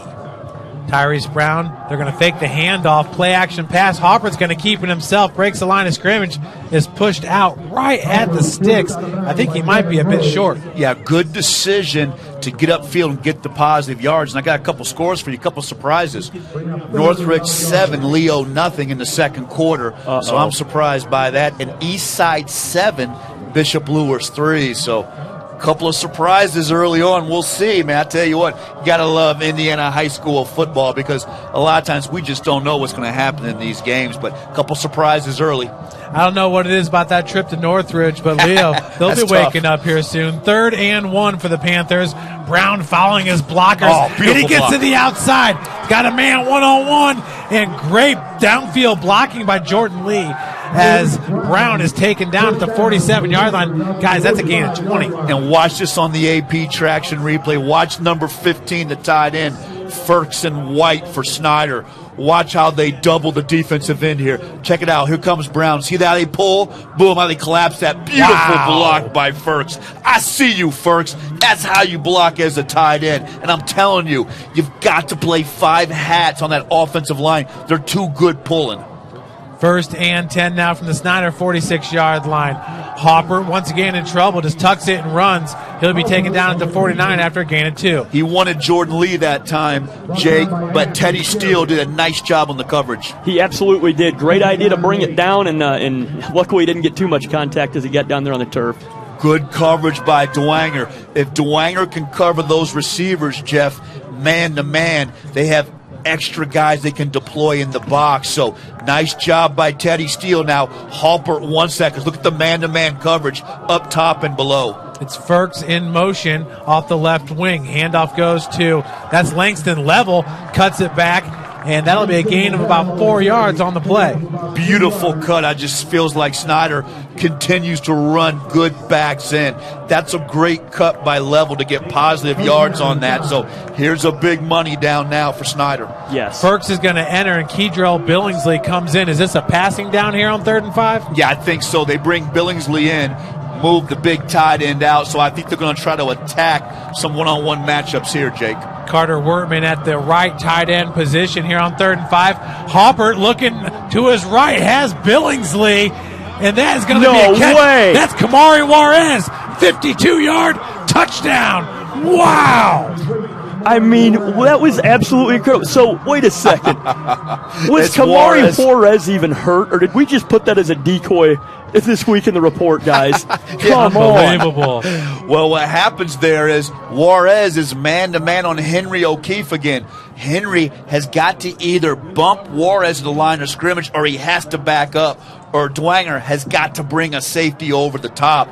Again, Luke Halpert just drops that on a dime. Have you ever seen a high school kid throw a better deep ball, Jake Smith? That is just unbelievable. What you love, they run the big back. They put Level in the game. They run that big back. And then Halpert just drops a dime 45 yards down the field, brother. It looks like Snyder got a sideline warning there after the touchdown, but it is good. Peterson now for the PAT attempt.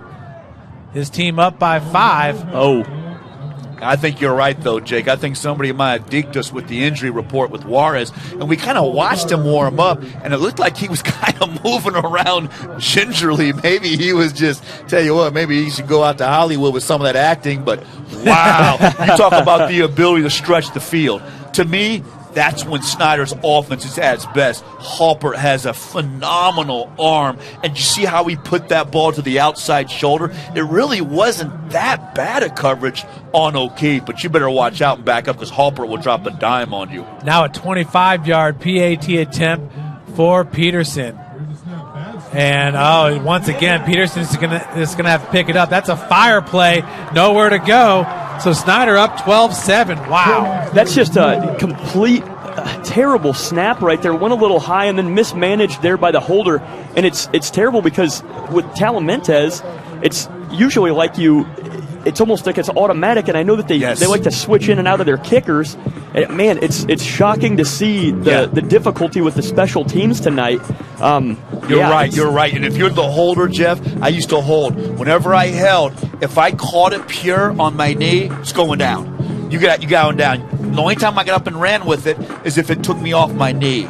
So you're right. It's a challenging snap, but he does make the catch on that. You got to put it down and spin those laces, baby.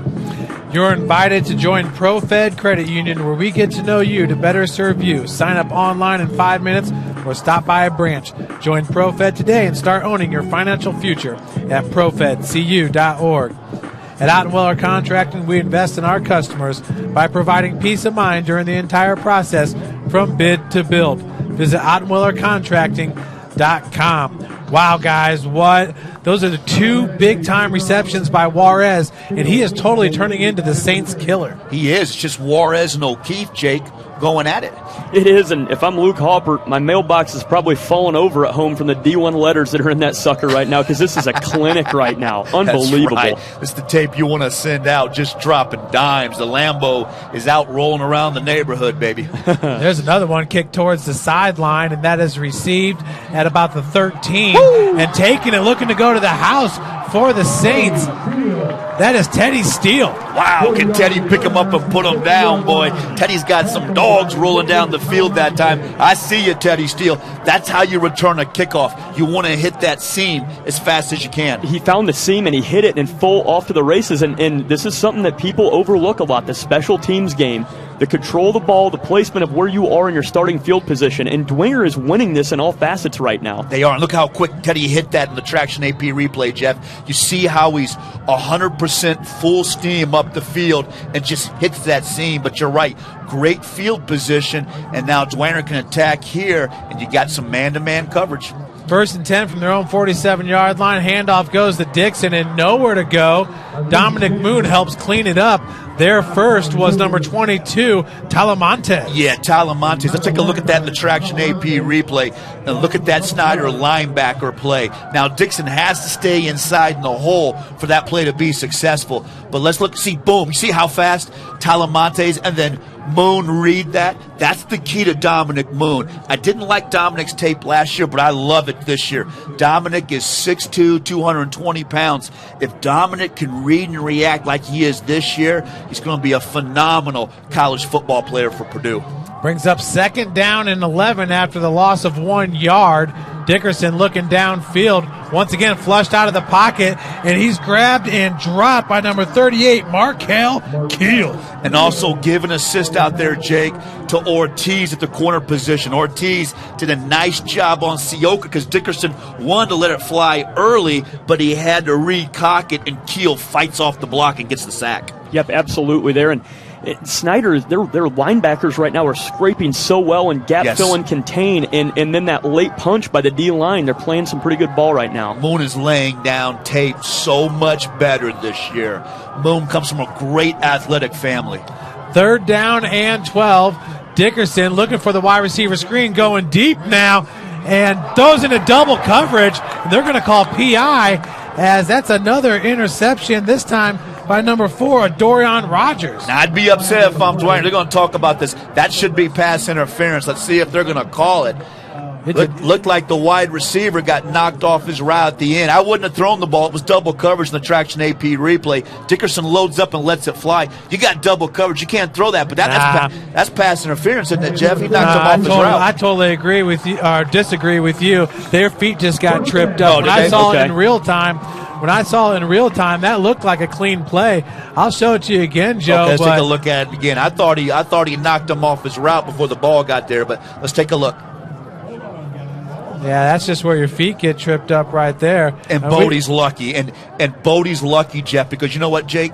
Bodie can't throw that football in that situation in double coverage. That was a little wide receiver screen, and he got greedy and pushed it down the field. You can't throw that ball in that situation. And it gets back to your point, Jake. Dwenger has to be patient with what they're doing. Yeah, Coach Titman's got to be freaking out over there on the sideline as the referee goes over to talk to him.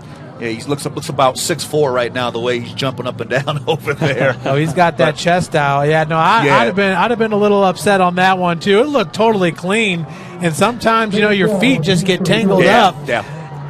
You're throwing into double coverage, and we always say this: when the ball's in the air, it's anybody's ball. Correct. It's not the defender's job to get away or to not touch a wide receiver. That's a 50-50 ball. So 1st and 10 now from the Snyder 40 after the huge penalty. Once again, KJ Titman, they're going to fake the handoff to him.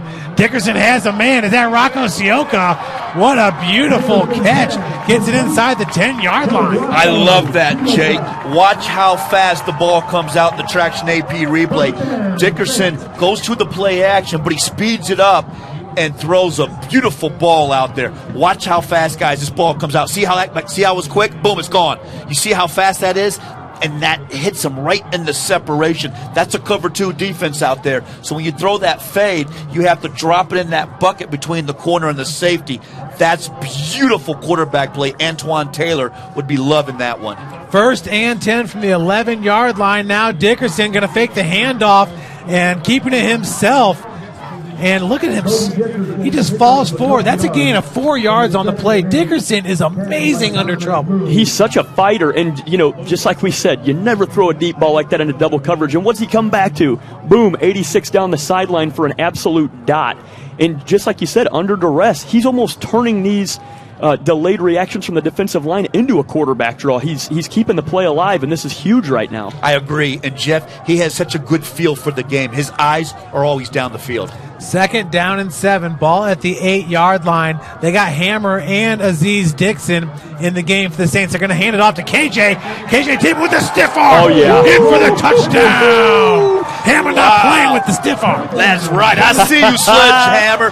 That's how you run the ball. But I like it, Jake, how they gave it to the fullback. It's just a quick hitter, and those Snyder linebackers just can't react to that fullback getting that dive. It's that little jet motion, baby, just that little wrinkle right there. And just this is such fundamental football right now with the two backs on the field. Little jet motion right there. It got him the edge, and gosh, what a stiff arm that was. 6'1", 210. And, Jeff, we know how tough it is to bring the Sledgehammer down inside the goal line. Oh, that stiff arm was amazing. You guys know, as Casey said, the other linebacker, Christian Lozado, for the Saints, his dad was a professional boxer, so trains these guys. Wow. And, he wants those Titmans to get in the boxing ring full time because they are awesome.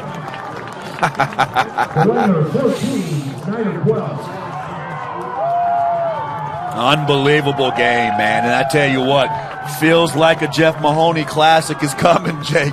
Both teams just answering. I mean, Hopper's just dropping dimes 50 yards down the field, and Dwenger comes back and gets a big drive. But how big was that pass interference, Jeff? That was the whole drive right there. Summit Volleyball trains and builds the highest quality volleyball players in the area from ages 5 to 18. Our players are equipped with elite level skills and a foundation of life skills. Jump on board. Together we can reach the summit. Anderson Heating and Air Conditioning is dedicated to providing the best possible solution for your home or business, a system and solution that fits your unique needs at AndersonCoolHeat.com. Yeah, and I just got a text from the Swami. He said, I think you're right, Jeff. That looked like that was incidental, feet just getting tied up. I think that was a good interception. Yeah, and that was a big play, and I think you're probably right after watching that replay a couple times. But how about Dickerson coming right back and getting the ball to Sioka? And I love the game plan tonight. The ball's coming out fast. That minimizes not having Lehrman and the rush that Snyder gets. And Dickerson right now is getting rid of the ball. And, man, Sioka's having a big role in this game early on for the Saints. So I like it so far, what I see out of that Bishop Dwenger offense.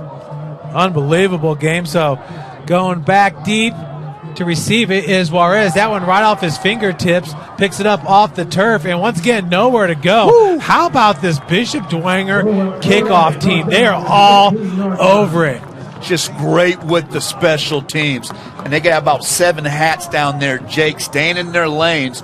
But traditionally, Dwenger is awesome on special teams. And I think Dwenger looks so much better tonight, Jeff. I mean, we had him in the first matchup, Jake, and I've seen a lot of Dwenger tape this year. Now you got to watch out. Jack Titman slowly getting to the sideline. So, boy, oh, boy, you got to be careful because you're going to need him to get back in the game. But so far, I think Dwenger looks better tonight. Boy, that was Robert Pelkington running off the field after that big play on the kickoff team.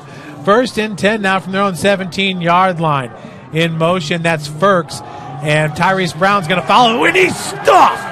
Wow, what a play there by the nose tackle, Papria. That's a tremendous play. Watch him get off the block and make this tackle. And, wow, you talk about gap football and winning at the point of attack. Fantastic defense on first down. And Jack Titman is not in the game right now on that first down, so that makes it even more impressive. Looks like maybe Titman got back in the game now. We'll see. We'll check numbers. But that's a tremendous effort up front. 2nd down and 13 now for the Panthers with trips on the top of your screen. Hopper finds a man. That's Jordan Lee. And Lee's going to be stopped at the 22-yard line after a gain of about 6 yards. And that's good offensive football by Snyder, Jake, but even better tackling by the backers running backside. Now Jack Titman comes back in the game, but boy, oh boy, a big 3rd down here, Jake. This is a huge one. The Dwenger defense, can they rise to the occasion right now? The gap fill has improved a ton right now with the way those backers are scraping. Let's see what they've got. So it'll be 3rd and 6. From their own 21-yard line. Now trips on the bottom of your screen. In the slot there is Keydrell Billingsley. They're looking at Billingsley on the screen. Henry O'Keefe's there with the stuff. That's a great read and react. And I thought Hopper Watch out when you throw that one again. That was the play that O'Keefe took for the interception. But, man, you talk about O'Keefe, known as an offensive wide receiver. He may be better at corner. How about that, Jake? Goodness, what a play, open and free space. And now, the last time we covered this game, it seemed like Snyder had control. And now you look in this game, and Dwenger is putting the pedal to the metal. They're winning on special teams, and the defense has showed up for us tonight. They do. I see you, Henry O'Keefe. That's a great play. I see you, Henry.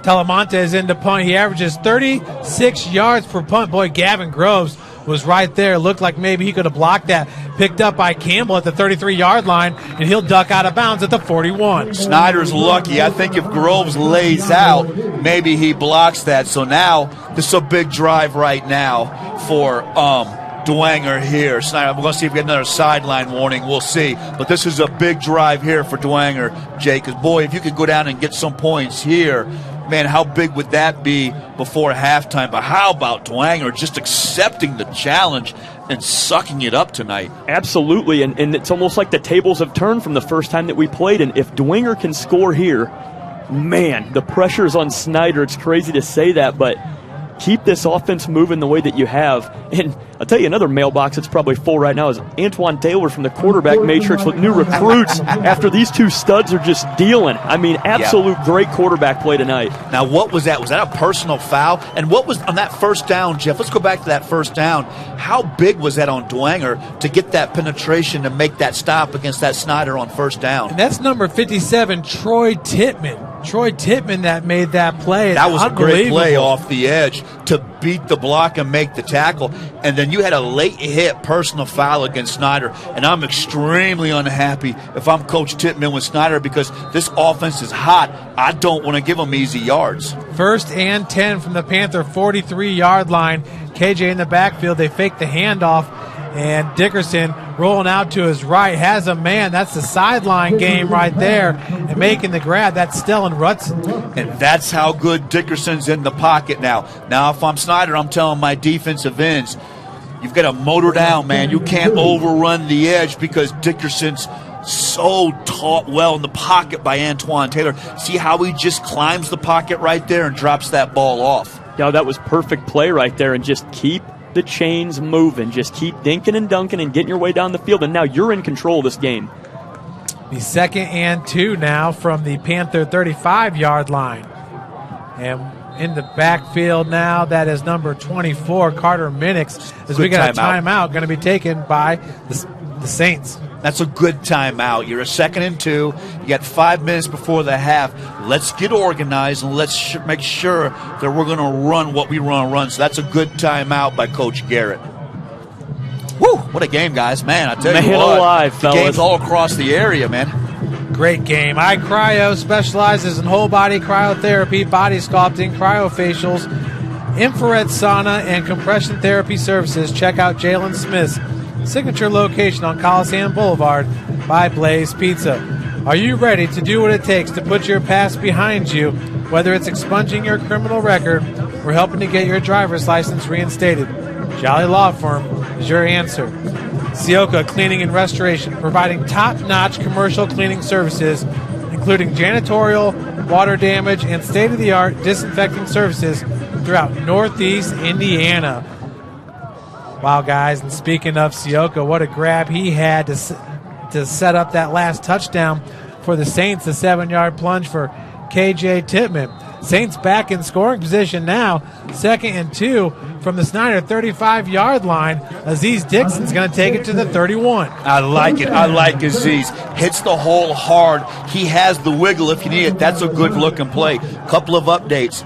10-6 right now, Northridge up there. They're having a war up there in Amish country. And then how about this one? East Side 14, Bishop Lewis 3 in the second quarter. Laban Davis got things rolling for the Blazers over there at Knights Field. 5 minutes left to play here in the first half. Handoff goes to, is that Jack Titman? Big Jack. I see you, baby, getting the ball. Now, I'd rather throw it to him because I think Jack is awesome at tight end. But isn't it interesting, Jeff? We're seeing Jack deployed at fullback right now, but that's a good job by Snyder to bring him down. So this is going to be an interesting series here. You want to chew some clock, but you still want to stay hyper-aggressive. This is where maybe I'm looking for Henry O'Keefe here if I'm Bishop Dwenger. 2nd down and 9. Aziz Dixon now in the slot on the top of your screen. Ball at the 30-yard line. Henry O'Keefe on the bottom. And play action pass for Dickerson. He's looking to run, and he'll slide down right around the 26-yard line. Now, don't you think, Jake, watching them Dwenger tonight versus when we saw him against Snyder 3-4 weeks ago, I think this offense looks so much better and it's much crisper. Yeah, with the weather conditions we've got, they're able to complement their entire game plan. And I'm not really familiar with the Dwenger Saints, but showing this I form, is this something that they do very often? Yeah, they love the I form. They're a typical ISO football team, and I like the I form because you can run the play action because Sledgehammer, KJ runs so hard between the tackles. Now, this is a big 3rd down. This is a money down here. 3rd and 6 with trips at the top of your screen. Sioka, the lone wide receiver, on the bottom of your screen. Dickerson looking that direction, nowhere to go, and looks like Sioka might have been out of bounds on that one, and he is. Yeah, and that was Dickerson wanted to throw the fade route, but again, Ortiz does a nice job on the coverage. You're going to end up having a hold. Looked like maybe the right tackle that time on Dwenger. So let's see what Snyder does. I would push him back and take the penalty here if I'm them, Jake, because Dwenger's in field goal range, but that's a big hold on the Dwenger offensive line. But I tell you what, Ortiz is holding up pretty good out there with the matchup against Sioka. They're pushing the Saints back. That was a big hold. And that's the one thing Dickerson has to understand, Jake. When you move around that pocket and you continually buy time, sometimes guys can't help but grab a little bit. Yep, that quarterback timer in your mind that you know so well, Joe. So now 3rd down and 21 from the Panthers' 42-yard line. Dickerson under center has a man. That's Carter Minix, who catches at the 45. He's off to the 35, to 30, and he'll be pushed out of bounds right around the 28-yard line. Now watch how good the block is out here by Sioka. When you look at this in the Traction AP replay, Minix gets the big reception, all the yardage, because Sioka blocks. We love wide receivers that block. Watch Sioka up top on the Traction AP replay. Watch it right there. See that block? Beautiful block. Shoves his man out of the way, so it sets up a manageable 4th and 8. Now I would come back here, and I would throw the ball up to Sioka here. I roll the dice here, Jake, and maybe I'd take a shot at the fade route here if I'm the Saints. Carter Minix averaging 8.2 yards per reception on 19 carries for 156 yards, entering today with a touchdown. And that took a lot of time to get that play in the game, so they were going to lose the play clock there, so that's a good timeout. That's timeout number 2, but I like it. This is a huge 4th and 8. You're up 14-12. Burn a timeout. Don't rush. You've got to get the play in you like. I would go up top here to Sioka, Jeff, if I'm the Saints. And I know you like this play right here. We'll take you back to the stopper here. This is 3rd down for the Panthers. And they had a nice play set up for Keydrell Billingsley. Woo, I see Look it. at that stop. I mean, Henry O'Keefe, after giving up that first touchdown, has come to play with the interception, then the big hit on defense. He never plays defense. He always plays offense. He plays special teams. So he sucks it up, fills in for Adam Lee, but just the instincts to react to that, Jake, to come down and chop him down, make that tackle. Great closing speed and fundamental tackling form, breaking down, wrapping up, not letting anybody get away from him. Yeah, this is a little bit different than I expected the first half to go in Dwenger right now. I mean, they're on fire. Now, if I'm Snyder and they have an empty backfield here, I blitz my inside backers. I tighten up my ends, and I send my inside backers. 4th down and 8. That's Rohrbacher coming in the middle for the blitz. And a lot of time here for Dickerson. He's got a man on the crossing pattern. That's Sam Campbell down to the 15. That's a good job by the offensive line, Jake, because Snyder did what I thought they would. They blitzed the linebackers. Now you got a late penalty, so let's see. There's a penalty tossed here. But how about Campbell coming back and making himself available? Watch Campbell in the AP traction replay. There's nowhere to go with the football. Dickerson buys the time, plants the leg, and sticks it to Campbell, number 10. Nice job by Campbell of making himself available and making that play. So that's a huge conversion on Dwenger. We'll check and see what the flag is, but that's a big-time conversion. It's going to be a dead ball, unsportsmanlike on Dwenger. And offsetting, it's going to be on Snyder, too. So it's going to be offsetting. The game's getting a little chippy. We don't see these two normally in the playoffs, but how about that? Snyder's getting a little frustrated because Dwenger has really matched their intensity. That's a big play, though, out of the slot that time, Jeff, by Sam Campbell making that catch. Yeah, check out this huge collision. See, that was Santiago Ortiz coming up from the bottom of your screen, and those two got up just jawing at each other. Oh, yeah, they're barking. This is a huge, obviously it's a sectional championship game. As we say, it's a trophy game. That was a big conversion for Dwenger. Now, you got one timeout, 2 minutes and 42 seconds here. How nice would it be to put this in the end zone if you're Bishop Dwenger, Jake? Oh, man, it would be so huge. And just Bodie Dickerson, such a mature athlete right there. Earlier, throwing into that double coverage, and we're up here saying, no way. He was looking it down too far and then throws that strike to the inside receiver, and here they are still alive in scoring position. And, Jeff, how good is Bodie in the pocket?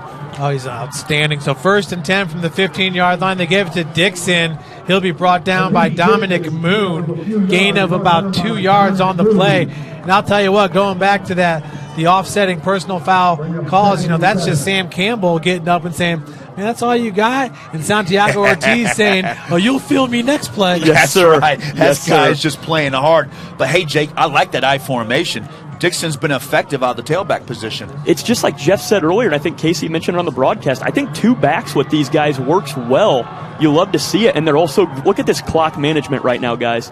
2nd down and 7 from the 12-yard line. Bodie Dickerson under center. And going to fake it to the fullback, KJ, looking for the end zone, keeping his eyes downfield, and a touchdown! No way! Rocco Sioka from 12 yards out. Woo! I see you, Rocco. He had no business throwing that one. That's Dickerson knowing that Sioka, yes, Casey, he is 6'6". That's Dickerson knowing that Sioka's 6'6". When you watch this in the AP traction replay, Dickerson sidearms this football, and this is just your big dog, Jake, going up and getting it. How about Sioka? He's dominated the first half. Watch this. Everybody's covered. What do I do? What do I do if I'm Dickerson? I'm just going to flip it. Watch him flip it. Watch Sioka high point that ball. I see you, Rocco. That's why you got to get your big dog the football, Jeff Mahoney. Woo, your Saints have margin tonight, my friend. There's no doubt about it. I'll tell you what was just as impressive was how Dickerson is evading all that rush while keeping his eyes downfield and finding Sioka. Check out Dickerson here in the pocket, evading all the pressure while keeping his eyes downfield. And that's what Jake always preaches to the quarterbacks. You got to keep your eyes downfield. Watch that slide step right there. That slide step bought him a little extra time, Jake, and he knew where his 6'6" receiver was. Absolutely, and that mental clock went off, and it's going. The buzzer's buzzing, and God, I got to get rid of this ball. Got to get rid of this ball, and he throws it in the only place of the field of play. And like you always like to say, Joe, if that ball would have came off his hands, or he wouldn't have made the catch, it's going out the back of the end zone. Exactly. You got the incompletion and live to fight another day. But what an athletic play right there to stay alive in the pocket, deliver a strike, and then what a catch. And Jeff, you really said it. Bodie Dickerson, and you talked about a few weeks ago, Bodie Dickerson is just continually getting better and better and coming on. He looks fantastic tonight, and his pocket awareness is exceptional. And his body language down there on the field, I mean, it just explodes with confidence, and that rubs off on your teammates too. So that's going to make your team all around better. Okay, an hour and a half ago, who would have gave you Eastside 14-3 over Lures, Northrop 10-6 over Leo, and Dwenger 21-12? What a parlay that would have been, man, if you had that an hour and a half ago, Jake. Maybe Tommy Norris did. Joe Belanda, and that'll be received at the 2-yard line by Juarez, looking to get the outside edge, and does. He's over the 30, now to the 40, 45-yard line. Wow, what a return. 43 yards by Kamari Juarez. Good field of vision. Saw that the middle of the field of play, the play side of the field was pretty covered up, and he tight ropes it down the sidelines, uses his one block that he gets. You got to win in special teams. Yes. Give your team a chance right now. And I'm telling you what, I'm glad we're not keeping percentages on my few times in the booth on teams I'm picking, because I think I'm 1 for 35 right now on picking game winners, guys. Now, if I'm Coach Garrett, I'm unhappy about that, because my special teams had a bust. We lost contain and didn't run to the ball like that. Now a break for Snyder. See what they can do with it. 1st and 10 from the 46. That's Hopper rolling out to his left. Has to throw across his body to Lee. and that's going to be incomplete. And Joe, you were saying that, I hate that play. earlier. You just don't like him rolling to his left. I don't like him rolling to his left because what happens is the offensive linemen are reaching. I think you're going to have a hold on the left guard this time. When you roll them, the offensive line are reaching. Plus, you cut the field down in half, and you make your Lamborghini with the golden arm throw back across his body. Leave him in the pocket. Now, that time you got a legal man downfield. So, again, you're rolling him. The offensive lineman is down the field. That's an offensive lineman not sure what the quarterback's going to do. You must leave him in the pocket and let him throw from the pocket. I don't mind the extra tight end in if you use him for some max protection, but leave him in the pocket and let him work from the pocket. So Casey, I just got a text saying Lee's playing middle backer, so I think I was right earlier in the game. But anyways, 1st and 15 now for the Panthers, and that is Lee coming in with the pressure. Whoa! Big How about hit. That? Wow, Dwenger is physical tonight, you guys. Colin Vance. First team all-conference, Colin Vance bringing the lumber. But watch this in the Traction AP replay. Dwenger is using some different types of blitzes. Watch how they get to Halpert with the outside backers blitzing. See all the pressure on Halpert right there, throws in the pressure. Ooh, I see you, Colin Vance. That's the way you come up from that safety position and bring the wood. Ooh, wow, this is a whole different bunch of Saints tonight. Unreal. Hopper now going to keep it himself after he fakes the handoff. He's pressured and gets out of it. Hopper down to the 47-yard line. Wow, gain of 6 on the play for Luke Hopper. That's a tremendous effort by Luke Hopper, Jake. Again, I hate that play. You're going to have a penalty. I think you're going to have a hold because guys are reaching. Oh, they're going to pick the penalty up. That's a break for Snyder, man. Big time. Again, don't run that play. Leave him in the pocket. If they're going to blitz the outside backers, you've got to run your hots to where those outside backers are coming, Jeff Mahoney. But he's too good in the pocket, and his arm's too strong. Don't roll him like that. I hate that play. That'll bring up 3rd down and 10. Hopper doing a great job there of escaping trouble in the pocket there for the Panthers. Lee on the bottom of your screen. Juarez and Keydrell Billingsley. Juarez doesn't know the play, Joe. He's back and he's set up now. I'd burn a timeout if I'm Snyder. Tyrese Brown going to stay in the pistol. Hopper once again getting out of pressure. Breaks the line of scrimmage, and he'll be stopped after a gain of 1 yard. This Saints defense is ferocious. Yeah, you got to burn a timeout there because Dwenger's selling out with the blitzes.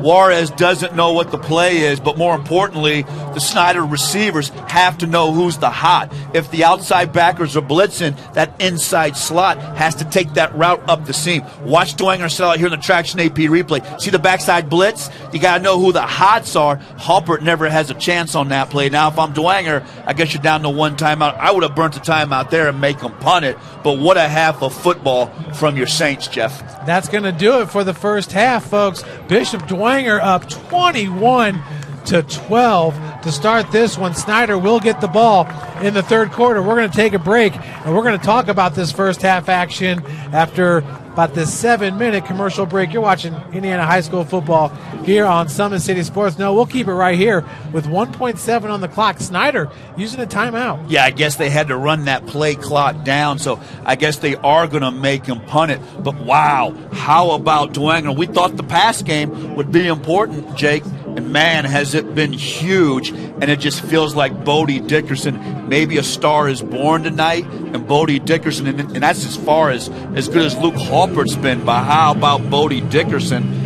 Matching him with play for play. If you're Anton Taylor, how proud would you be coaching these guys? He's flexing his muscles right now. I'm telling you, I'm waiting for Jeff Mahoney to put a Head and Shoulders commercial on this tape because we've seen some Troy Polamalu hits out here, guys. Dwenger is just destroying everything. Dwenger looks so much better, Jeff. Adam Lee playing middle linebacker is a total difference maker here for the Saints. They have gotten fast on defense in a hurry, and we all thought Adam Lee wasn't playing today. Yeah, and thanks for the heads up to Casey. They snuck him in there at middle linebacker, but that's a great observation by Casey. How fast is Adam Lee with those inside blitzes? And if you're Luke Halper, when I was a quarterback, guys, I hated the inside blitz because the inside blitz got to me so fast, and it took the ability away to step up in the pocket. The outside blitzes I didn't mind so much because I could climb the pocket, but the inside blitz is so difficult, Jeff. And you know, you played that position with that inside backer in your face like that. the adjustment at halftime for Snyder is I get in the locker room as fast as I can if I'm Coach Titman, and I say, look, we got to figure out who's the hot on that, okay? Wherever we're at, if they're going to blitz those backers, somebody has to be the hot. When I say the hot, you got to turn around and get that football quick against the blitz. How you like this defensive line? Troy Titman, Trent Titman, and Jack Titman all manning the defensive line, man. 3-man front. Woo! Titman love, baby. That's Bishop Dwenger football. 4th and 9 here for the Panthers. Hopper out of the shotgun, going to give it to Brown, and that's going to do it for the first half.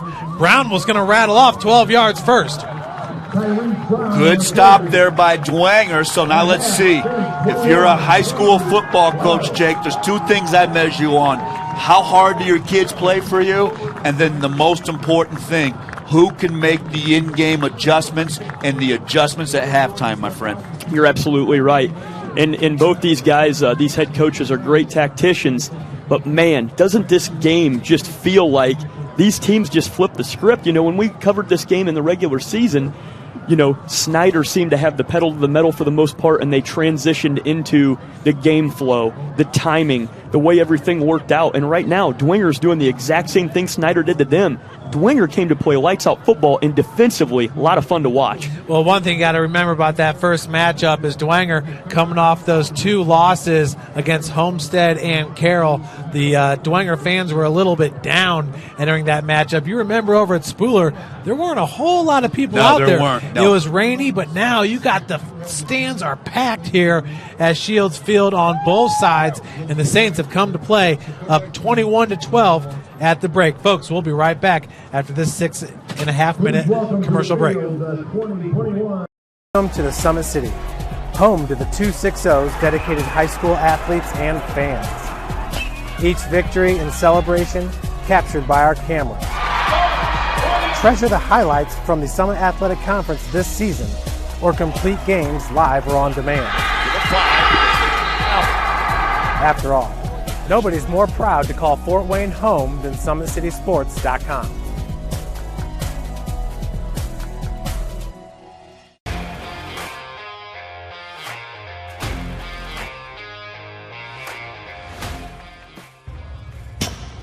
I like to stay active. I try to come in here at least 3 times a week and just get my 1-hour workout in. Since September, I think I've put on 22 pounds of muscle. I think my vertical has gone up plus 5 inches. I've gotten a lot faster since then, too.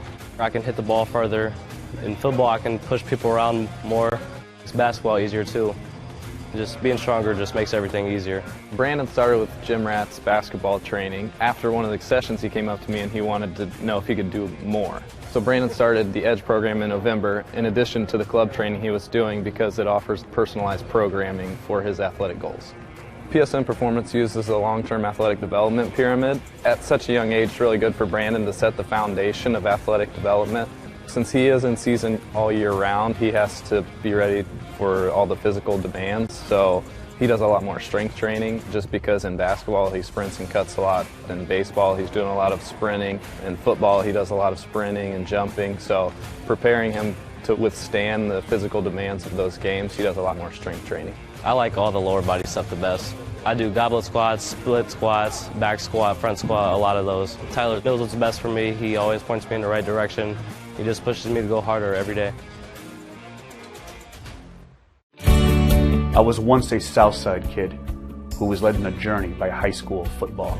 A journey that taught me discipline, toughness, and the skills that made me a success.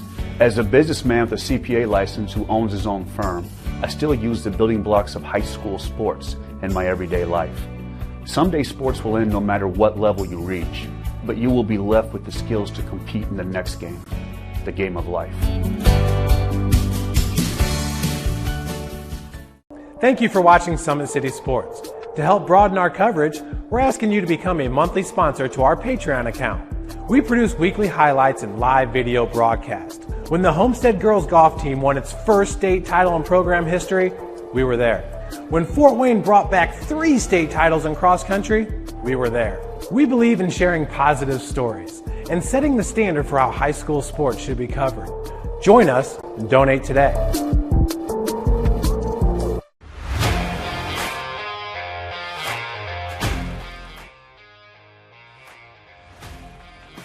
I just want to be the best in basketball. So I want to be the greatest of all time to play women's basketball. So I just know there's people out there working just as much as me. So I just want to keep working hard and keep that intensity going. And so one day I can pursue my dreams of being in the WNBA and playing overseas. So I just want bigger things to come in my life.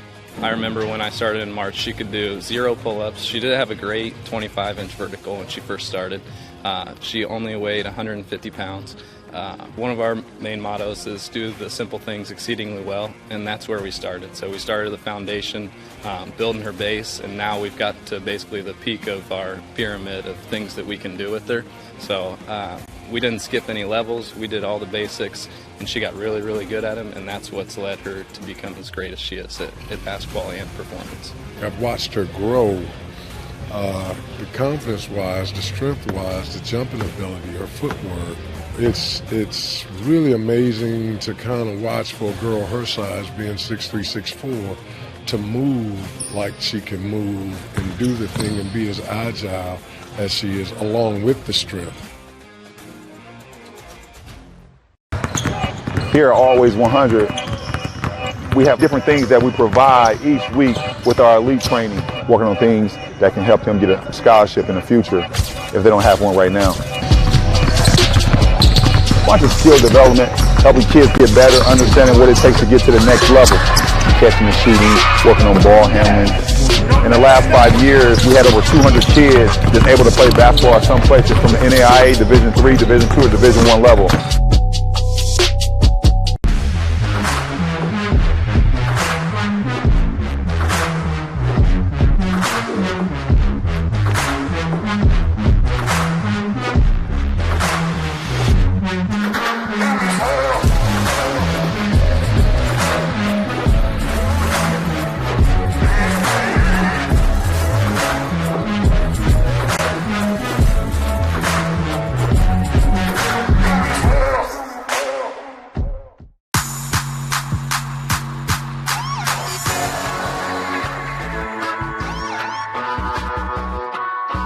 I choose to do whole body cryotherapy after practices, games, and training.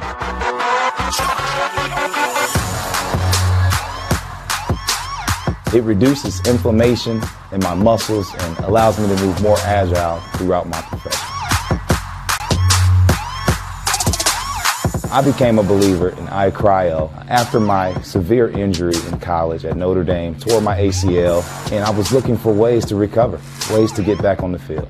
So I'm thankful for iCryo.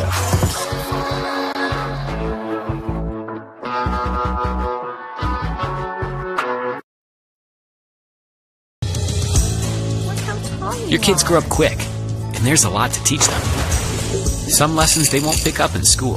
Some they'll learn the hard way. But when it's time to give them the keys to their finances, we'll be there to help with their first checking account and the tools they need to make sense of their money. And even though they're off on their own, you'll be able to check in to see how they're doing. Raising your children is important, and teaching them about money is a big deal. So ProFed makes it easy. Federally insured by the NCUA, Equal Housing Lender. To get to Hallport quicker. Welcome back, everybody, with 9:02 left to play here. Well, excuse me, left until the start of the third quarter. Yep. Wow, what a first half we saw. 21-12 is your score with Bishop Dwenger on top. And, Joe, I got to tell you, we have seen a little bit of everything in this game. You know, Dwenger, they were driving to start this one off, and then a big interception here is a little trickery here by the Saints. Yeah, they did some trickery, and Jake and I didn't like it because we felt like Dwenger had something cooking, and Sioka shouldn't have thrown that ball, and Quincy Myatt just gets back and high points it and makes a huge play. So if you're Snyder, you feel pretty good after that play on the initial Dwenger drive. Yeah, Quincy Myatt, 2 interceptions on the season, both of them against the Saints. And how does Snyder respond? Snyder responds with Hopper hitting up with Kamari Juarez. So 2 guys we had no idea if they were going to play. Juarez and Adam Lee have been huge in this game. And what an absolute dot right here. Looks away, drops the throw in, perfect concentration and route running, a perfect hand battle, and he takes it to the house. And for O'Keefe on that one, that really wasn't that bad a coverage, but that's just Hallpert showing you his greatness from Snyder's quarterback. Yeah, and then you're talking about Henry O'Keefe. This is how he totally redeems himself. Look at him jump the route there. That ball intended for Keydrell Billingsley. You better watch it. You play corner like that, he'll end up on the defensive side if he chooses to play You're right at about that next Joe. level. But that's just football situational awareness we always preach, Jake. He sees the slot's got the out on the inside. Henry jumps the route and makes a big play. How automatic is KJ in the goal line offense? You love this right here. And the two-back system, like you guys were talking about earlier, that was a perfect bang-bang play to put it in at the goal line. And it feels like, Jake, that two-back offense tonight for Dwenger has been a nice adjustment and a nice change of pace with their offense, Jeff. Yeah, that was Jack Titman, the lead blocker. Guys, how about this touchdown right here? Hopper. I just love that because, see, the safety is out of position, and O'Keefe's got pretty good position. But if you're going to play man-to-man tight like that and you want to get that close, you got to bump them or do something. I would back up. But the beautiful thing about that play is that's another fade to the wide side, and that ball is on the outside shoulder. That's why Halpert is a big-time quarterback with a golden arm. Yeah, and we've had some nice returns in this game. How about this one by Teddy Steele? Look at the burst. Yeah, and it's big because you just come off the touchdown for Snyder. Steele catches it, Jake. You always talk about special teams. Boom, full steam, hits the seam, ups field, and Dwenger starting off on almost the 50-yard line, and that really seemed to give that drive some life. Absolutely it did. Yeah, and Dwenger's got all kinds of momentum at this point. Now this right here was the big one. Dwenger kind of getting away with one here. Yeah, I agree. I think after looking at it, I think maybe you're right on that, Jeff. Looked like maybe their feet got tied up. I thought initially he got bumped on that, and that would have been another interception for Snyder. So that's a huge penalty. That really made a huge difference on that drive there. Yeah, absolutely, because then Dickerson comes back and goes to his man, Rocco Sioka. Check out this grab on the sideline. And what I like about that, Jake, is how fast was the play action and the ball came out. It was fantastic, and your comment earlier about the play action was great too, Joe. It just something that we'll talk about a little bit later here in the broadcast at the halftime is what they're doing on the offensive line to help get these throws set up, and we'll talk about that in a moment. And what's tough about that, Jeff, is that's a fade route to the cover two. So you can't hang it up because the safety comes over in the cover two. He has to stick that ball in that window. That's the best throw I've seen this year that Bodie has made on that play. Yeah, guys, then 2 plays later, it was hammer time for KJ Titman. Check out the stiff arm. Boom. There he goes. I see you, boy. That jet Boom. motion. Get out of the way. Take that stiff arm. I see. I love the Sledgehammer. He might be one of my all-time favorite running backs, but you're right. The motion's just enough to bother the linebackers, isn't it, Jake? It absolutely is, and it gives them the edge. And I guess if you can stiff arm somebody 10 yards back, that helps too. You know what? When you see Big Diesel out there, number 23, KJ Titman, kind of reminds you of Hayden Ellinger back in the day, right? Yeah, it sure does, man. The way he is, but he's so strong. And Jeff's right. Maybe that boxing and those stiff arms, but you talk about getting a stiff arm just put on you like that. But KJ's had some highlight runs in his high school career.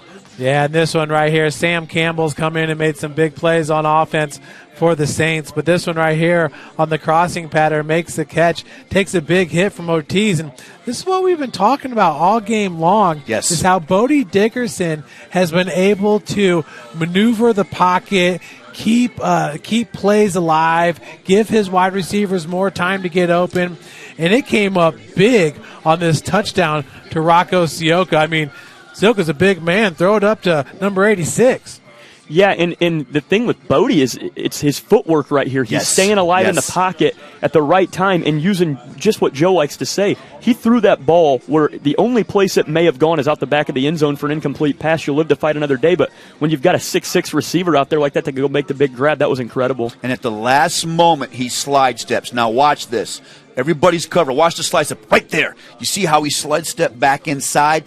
That bought him one more second, and you're right. He throws it up in the back of the end zone, and Sioka's just fantastic. I'm telling you what, Sioka is a big-time player, and I'd even be interested, Jeff, if Sioka played tight end on the next level, too. I mean, he's a good blocker, a huge frame. Could you imagine Sioka getting up to about 230, run the seam route from the tight end position? But I think the first half, to me, is, the greatness of Luke Halpert throwing the ball down the field. But to me, that's Bodie Dickerson's play in the pocket, keeping plays alive.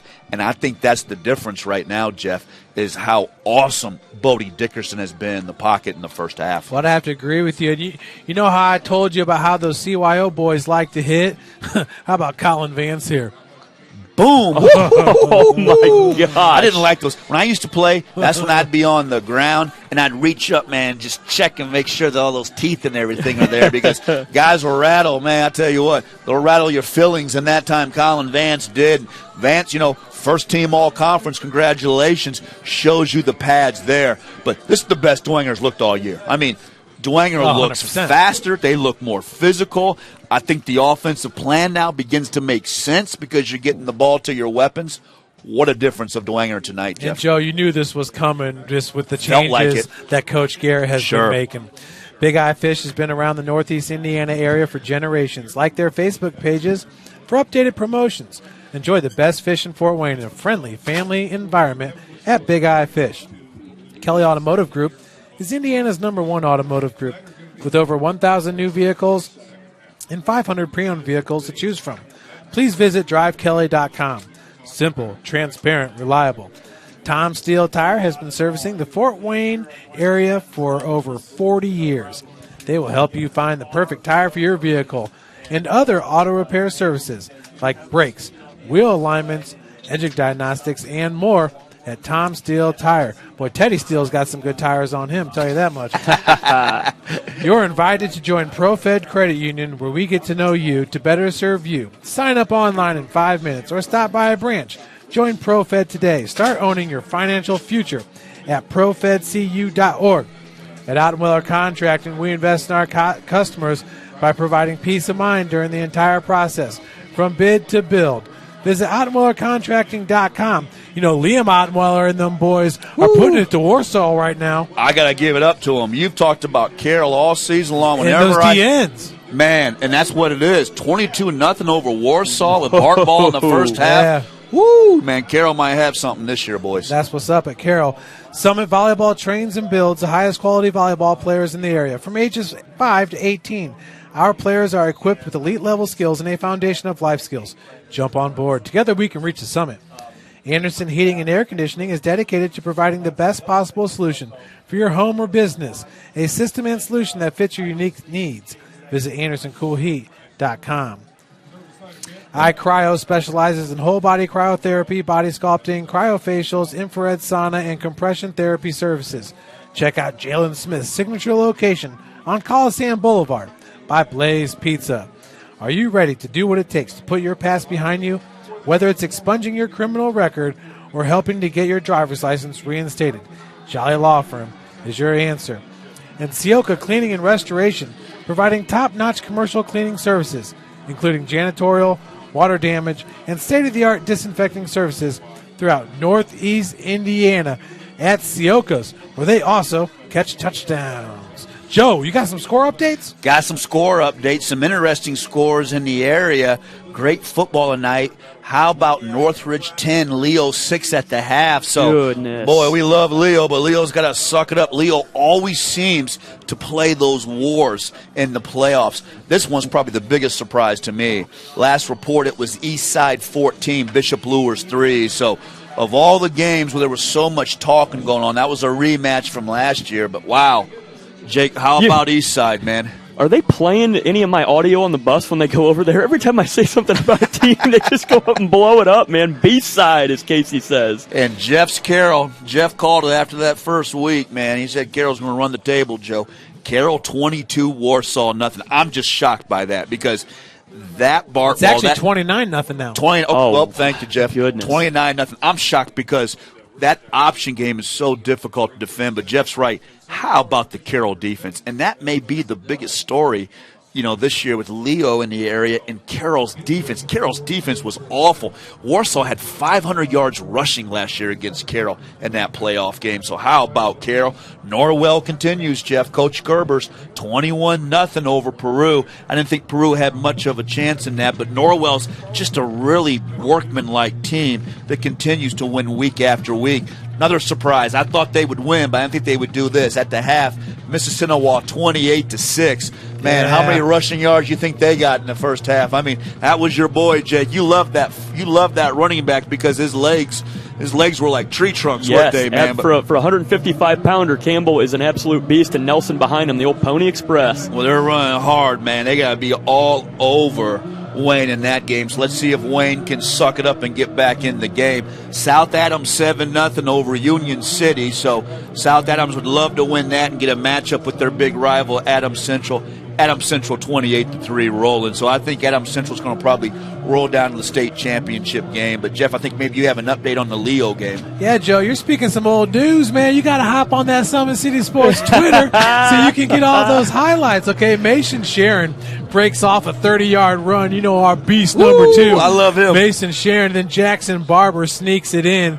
So Leo caps off a big drive. The 2-point attempt failed. I mean, what's going on? They got 2-point attempts that are failing? You got to kick it sometimes, right, Jay? No. You stay with the 2-point attempt. I'm just saying that's unlike them. Northridge, you know, them boys can bring. Oh, yeah. Okay, So they got some. 12-10 right now then? Yeah, they're up 12-10. Okay, come on, Leo. Leo's so physical. That might be a game. You kind of mentioned it, Jeff. Maybe Leo wears them out in the second half, too, because, I mean, Livingston is just a beast. Leo's huge up front. So, we need Leo to get going. So, man, good matchups, huh? And then Nolan Quanderer finds Jaden Crick for another big touchdown. Look at this one, guys. He throws that thing about 45 yards for a score. So they were like, man, that Joe Walburn. Hurt us, man. He heard me. Nolan Quanderer heard me. I didn't think he could throw the ball. He just drops the dive down the field. But, man, I like Mississippi. I just like how physical their line was and how they got off the ball last week against New Haven. They absolutely did. And I'm throwing this out there right now for all you Barstool accounts on Twitter that are listening. Let's get Joe Walburn on Twitter, guys. Hey, at 260Jake,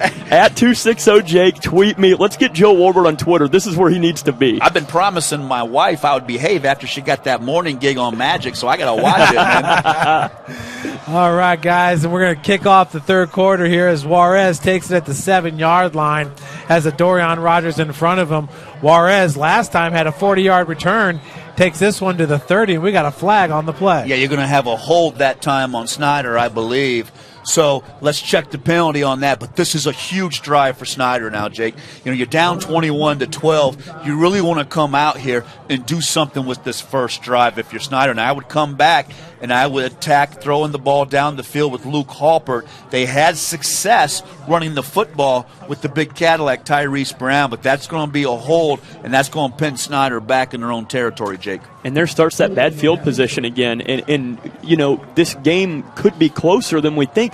You look at the scoreboard at 21-12 right now, it should be 21-14 because of the two mishaps and that is special teams. It feels like this game is further out of reach for Snyder than it really is, so we got to see what they do here. It is. And Jeff, now are you patient? Run the big back Tyrese. Guys, check out Adam Lee right there, and that was right before the end of the first half. He was a big difference maker for that Saints defense in the first half. 1st and 10 from their own 18-yard line. Handoff goes to Langston Level.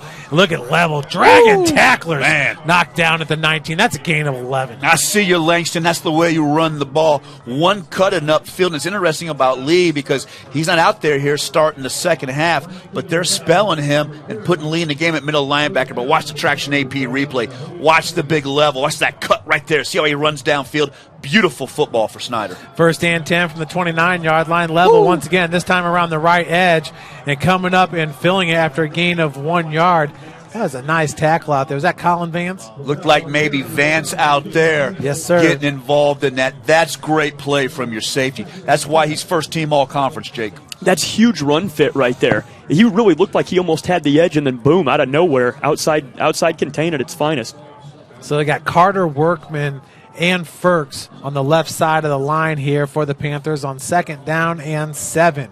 Tyrese Brown out of the pistol alignment here as Hopper takes a snap, looks to his right. Now he's going to run out of the pocket. Ashton Scary's there for the Saints.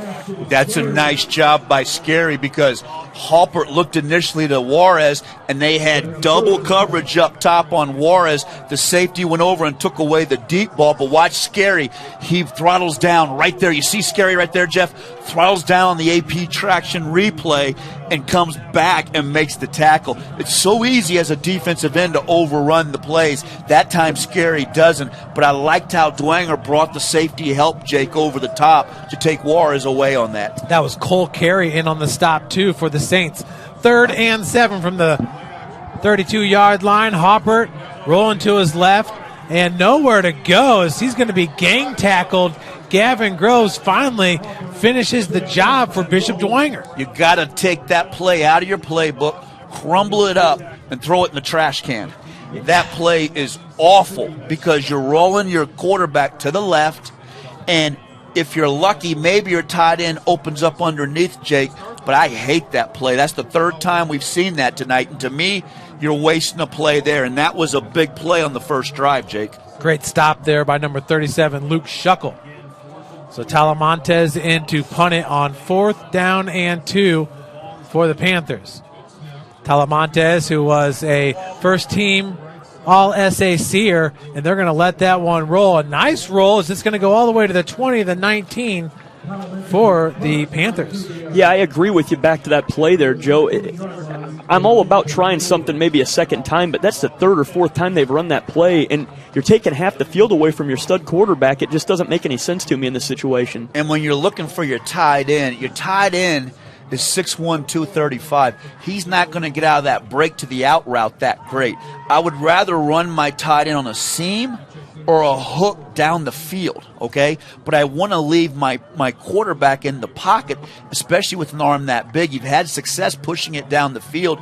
You could run something to your tight end in the middle of the field, but I don't like that. But now it's danger time for Snyder. That defense has got to step up and keep Dickerson in the pocket and make some plays. Handoff goes to KJ Titman on 1st down and 10 from the 19 and nowhere to go. That's great defense. Looked like that was Hurst out there blowing up that middle, along with the defensive end out there at that time for Snyder. But I like that. I like if Snyder keeps those defensive ends free that time out there. So it's a big series right now for that defense. That was Keel that came down, the defensive end, and made that tackle, Jeff. But, man, my adjustment for Snyder is I keep my ends a little bit wider, and when Dickerson wants to throw it, I bring my inside backwards, but my ends must keep contained. 2nd down and 9 after the 1-yard gain. You False hate start. that. Yeah, that's a break for Snyder. Now, if I'm Coach Garrett, I'm extremely unhappy about that because we're already 2nd and 9. This is a huge drive for us, and now we false start there and give away an easy 5 yards.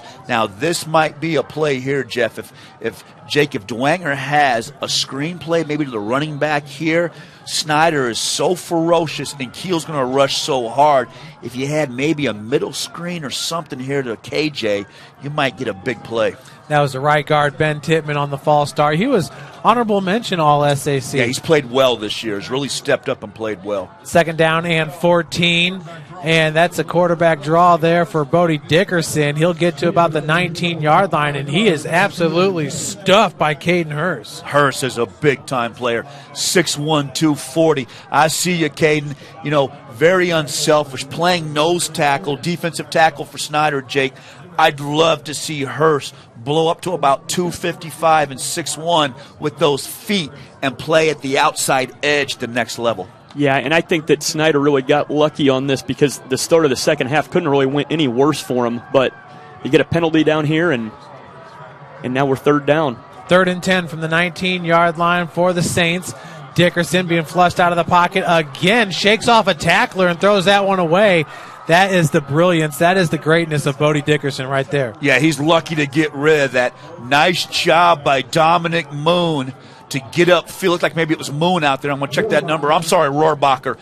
Watch Rohrbacher get to Dickerson. Watch the blitz here. Inside blitz. Who's got the hot? Look at Rohrbacher. Get to him quick. Now, Dickerson is such a good athlete to throw that ball away. But Dickerson and Dwenger now have to make the adjustment, Jake. If they're going to bring that inside blitz like that, somebody's got to come back across the middle or be a hot on that, Jeff. But both offenses struggle on their first drives. Yeah, a little bit of a chess match going on, and a point I was going to make at halftime and spaced it. what you were noticing that Dwenger was doing offensively is they were using a lot of those backs to come downhill as blockers as well with that smaller offensive line, and now Snyder's found a way to sniff that out. So into punt is Simon Garrett for the Saints. A beautiful punt as he averages over 40 yards per. That'll bounce at the 50, and not much of a Dwenger bounce, but he'll get another 7 yards out of it. Got an update for you. East Side 21, Bishop Lures 3. Oh, wow. So East Side continues to lay it to Lures. You guys, Leo 12, Northridge 10, Carroll 29, Warsaw nothing, Norwell's big, Mississinawa's big, Adams Central's big. So that East Side Bishop Lures is really the big surprise. Now for Snyder here, this is a huge drive. You want to run the big back. You want to stretch the field. This drive is huge right now. Snyder comes out with 2 tight ends here. 1st and 10 here for the Panthers. Handoff goes to Tyrese Brown, falling forward to about the 46-yard line. Gain of 5 on the play. Yeah, and a nice way to come across there with a lead block and get back to this. If you're chunking off 4 or 5 yards a carry, the game's not out of reach yet, okay? Just go down and score. Don't get fancy, and do not roll your quarterback to the left, please. Now another handoff, this time to Brown, and he will not even break the line of scrimmage. And we got a fumble on the play. Brown, who had 2 fumbles last week, Gavin Groves comes up with it for the Saints. Oh, they're going to call him down. Boy, let's see. We got to check that in the AP traction replay. But how fast is Dwenger, Jeff, flying to the football? Let's take a look on this.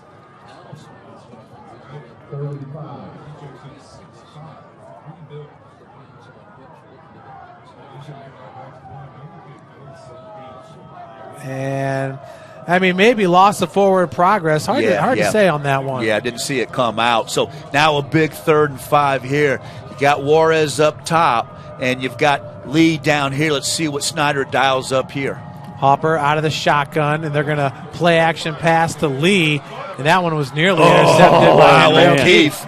Man, how good is O'Keefe playing out there? Now, that time O'Keefe just didn't believe that Lee was going to run him off, and does a nice job jumping the route on the hook. Now, boy, it'd be tempting to gamble here, wouldn't it, for Snyder? But watch O'Keefe right here. See how he jumps the route? Man, that's good defense at the corner position by O'Keefe. Man, I tell you what, he just didn't have Hopper. Had no place where to put the football. Talamontes into punt. He's actually a All-SAC second-team specialist this year. And a beautiful-looking punt tracked down by Campbell. Campbell looking to reverse direction. Then goes up the sideline to the 26-yard line. Good use of his body there to spin out and make something out of nothing. But, man, doesn't it seem like Dwenger right now just has the number? I mean, they were playing on fire. Yeah, that defense has really taken it to Snyder. And Snyder just seems a little bit out of whack right now with the offense. I agree with you. Come back and maybe just hammer away, run the football if I'm Snyder back time on the field. But now if I'm Dwenger, this is a tremendous opportunity to put some separation between you and Snyder on this drive. Now, look, Snyder's going to play that cover 2 with Sioka, so Dwenger could have some success running the football here. High formation for the Saints, and we got a flag on the field. Got a false start, it looks like. And, man, that's a second drive you're starting with the penalty. And, boy, I'm unhappy if I'm Coach Garrett. And I know Coach Fabini's down there unhappy with those offensive linemen, Jake. It's almost like you're in quicksand. You know, you have a chance to put this game away on a good long drive right now. Those little mental errors, that's the make or break of this ball game. Yeah, so important on first down to have tempo. And, you know, Snyder was cheating back, so I think you could have run the ball there. Now you're putting more pressure on your quarterback to come up with the play deep in your territory.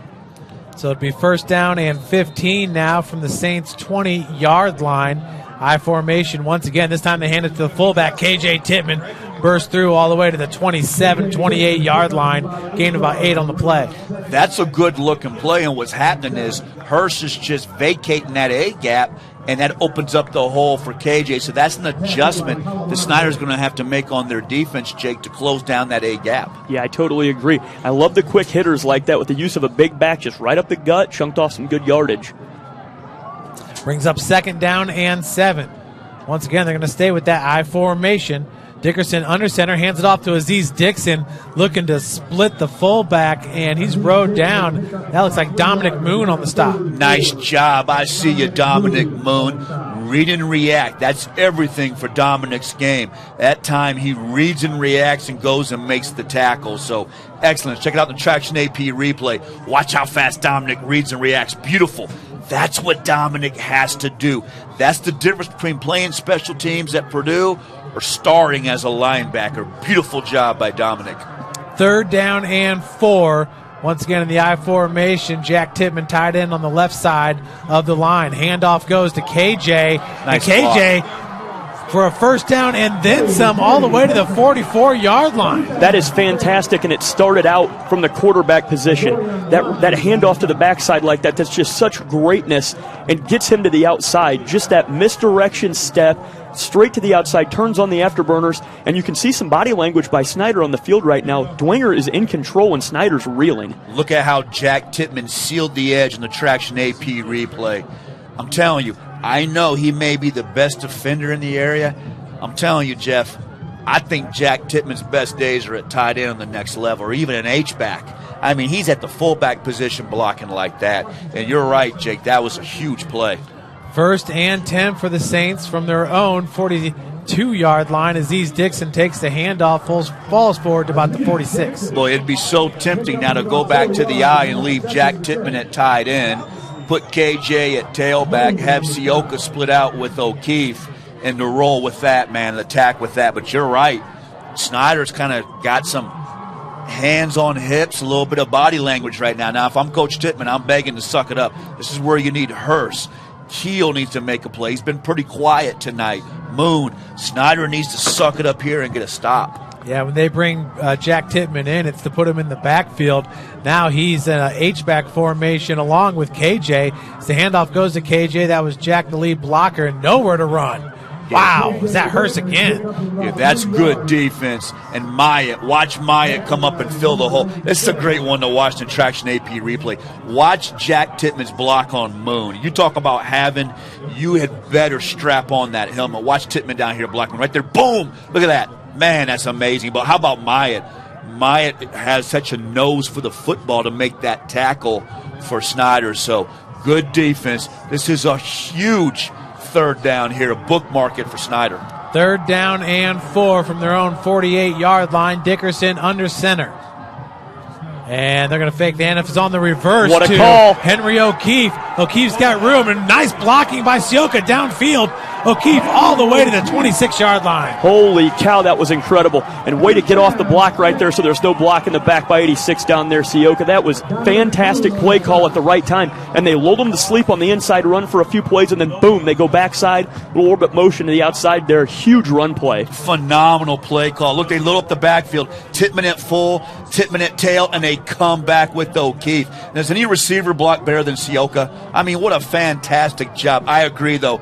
That was a tremendous play call because I would have sold out with both Titmans in the backfield on that one. 1st and 10 now from the Snyder 27-yard line. All the momentum with the Bishop Dwenger Saints pistol alignment here as the handoff goes to KJ. And it looked like Dickerson may have held on to it too long, but KJ makes something out of nothing to the 22. You gotta love Dickerson there. Did you see the pick and roll screen that he laid down for the backside block? But yeah, I agree. Got a little bunched up in there. They were lucky to get outside. Yeah, he stood like the Statue of Liberty. Watch him right here. Watch him. I don't know if it's a block or the Statue of Liberty. Watch him right there. Look him stand there. Up. That's okay for quarterbacks. That counts as a block, right? Yes. But how about KJ, the Sledgehammer? Don't you feel like the Sledgehammer just continues to run harder and harder?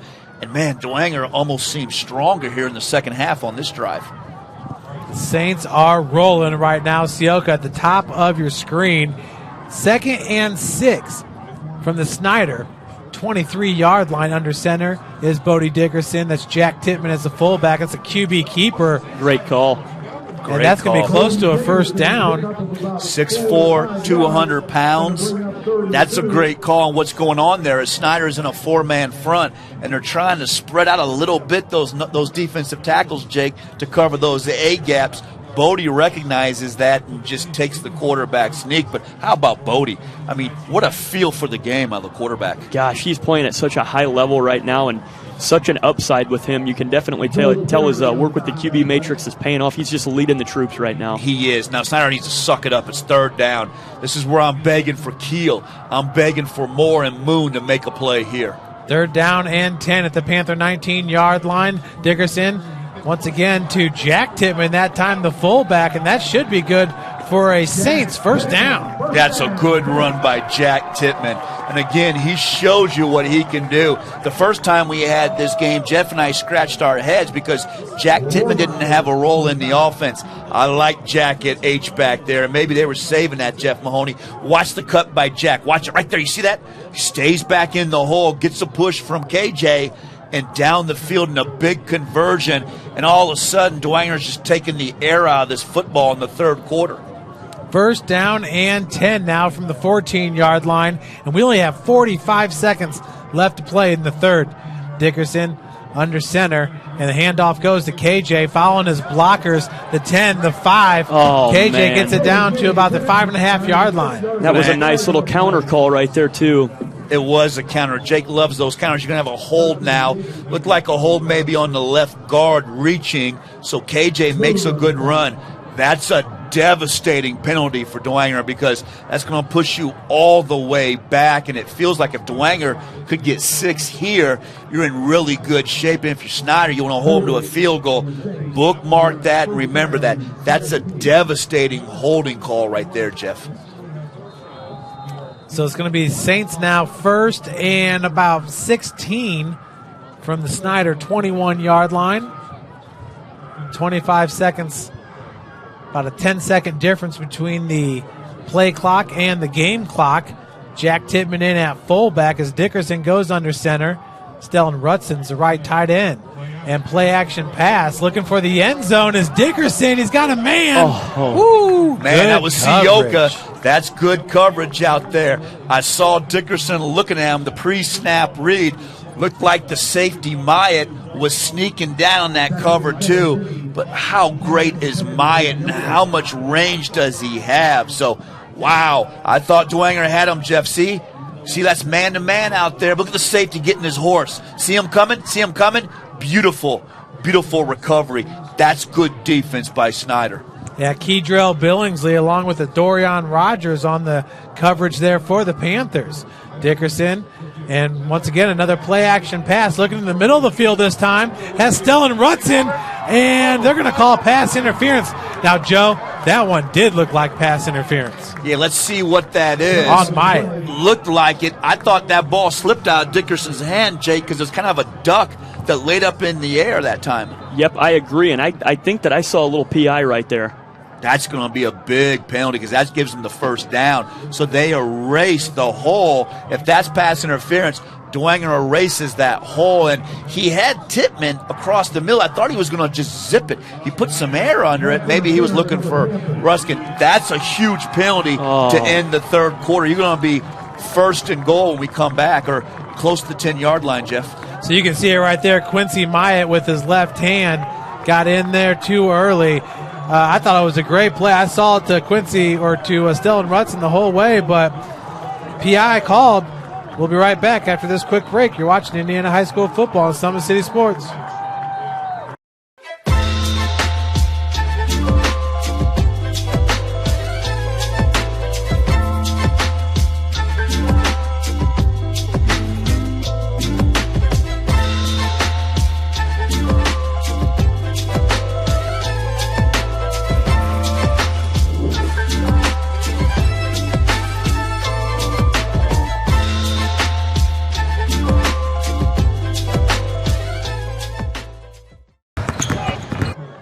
So, folks, it is third down here for the Saints, 3rd and 6 with 0 on the clock, though. Quarter could not end on a penalty, so Dickerson under center. Handoff goes to Aziz Dixon from the 5, and he'll be wrestled out by Rohrbacher down at the 4 to 3 yard line. Yeah, let's clean it up a little bit. You can't end the quarter on a defensive penalty. We thought the PI would give him a first down, made it second down, and Dixon gets a big 7-yard run, Jeff. So when we come back, Man, Dwenger's first and goal, my friend. Wow, danger time for Snyder. Absolutely. We'll be right back.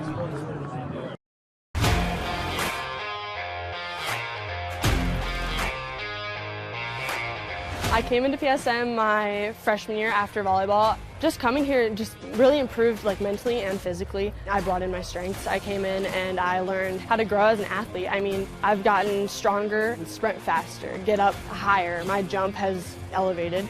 Working with Tyler, he built up my endurance for everything, whether it's in weights, sprints. All across the board, we just keep working, and I have athlete development at Warsaw High School that I go to, and so I send him my thing every day, and he changes what we do in here to adapt to what we do there. High school volleyball, when you can go up to 5 sets, being able to just outwork everybody and still being able to put in that 100% was huge for me. PSM performance definitely helped me mentally. I know I can beat out people. I know I can work for what I have, and I know I can even go to the next level on the court. Looking at college, I can put on it. I'm training at a college level. I mean, I come in here and I watch college athletes train. You have hockey players, soccer. You look around and you see every type you can. Just being able to see that level, and I know that I can reach that level as well. You got to work to be the best, and that was just what I wanted to do. I knew that from a young age. I wanted to put in the work.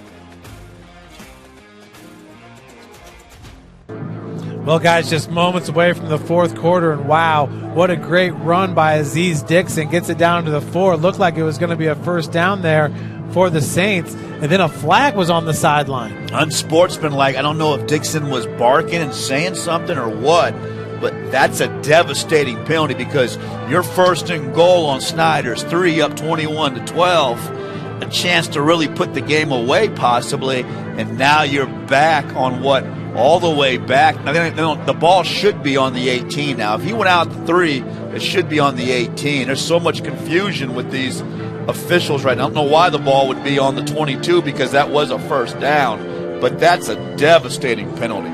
They got the ball at the 24-yard line. Yeah, they're totally confused on that because he was out of bounds at the 3. That ball should be on the 18. If I'm Coach Garrett, I'm upset about that. You're cheating me out of 6 yards, man. He was out of bounds at the 3. It was first and goal.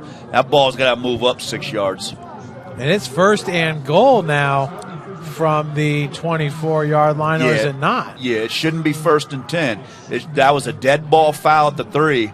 That ball, Jake Smith, has to go back to the 18. That's a 15-yard penalty. It should be first and goal at the 18. Now, where's my walkie-talkie? Right. I'll call down to them if they give me a walkie-talkie. I'm going to put the 19. Okay, 18, 19. But that should be first and goal, Jeff, at the 19.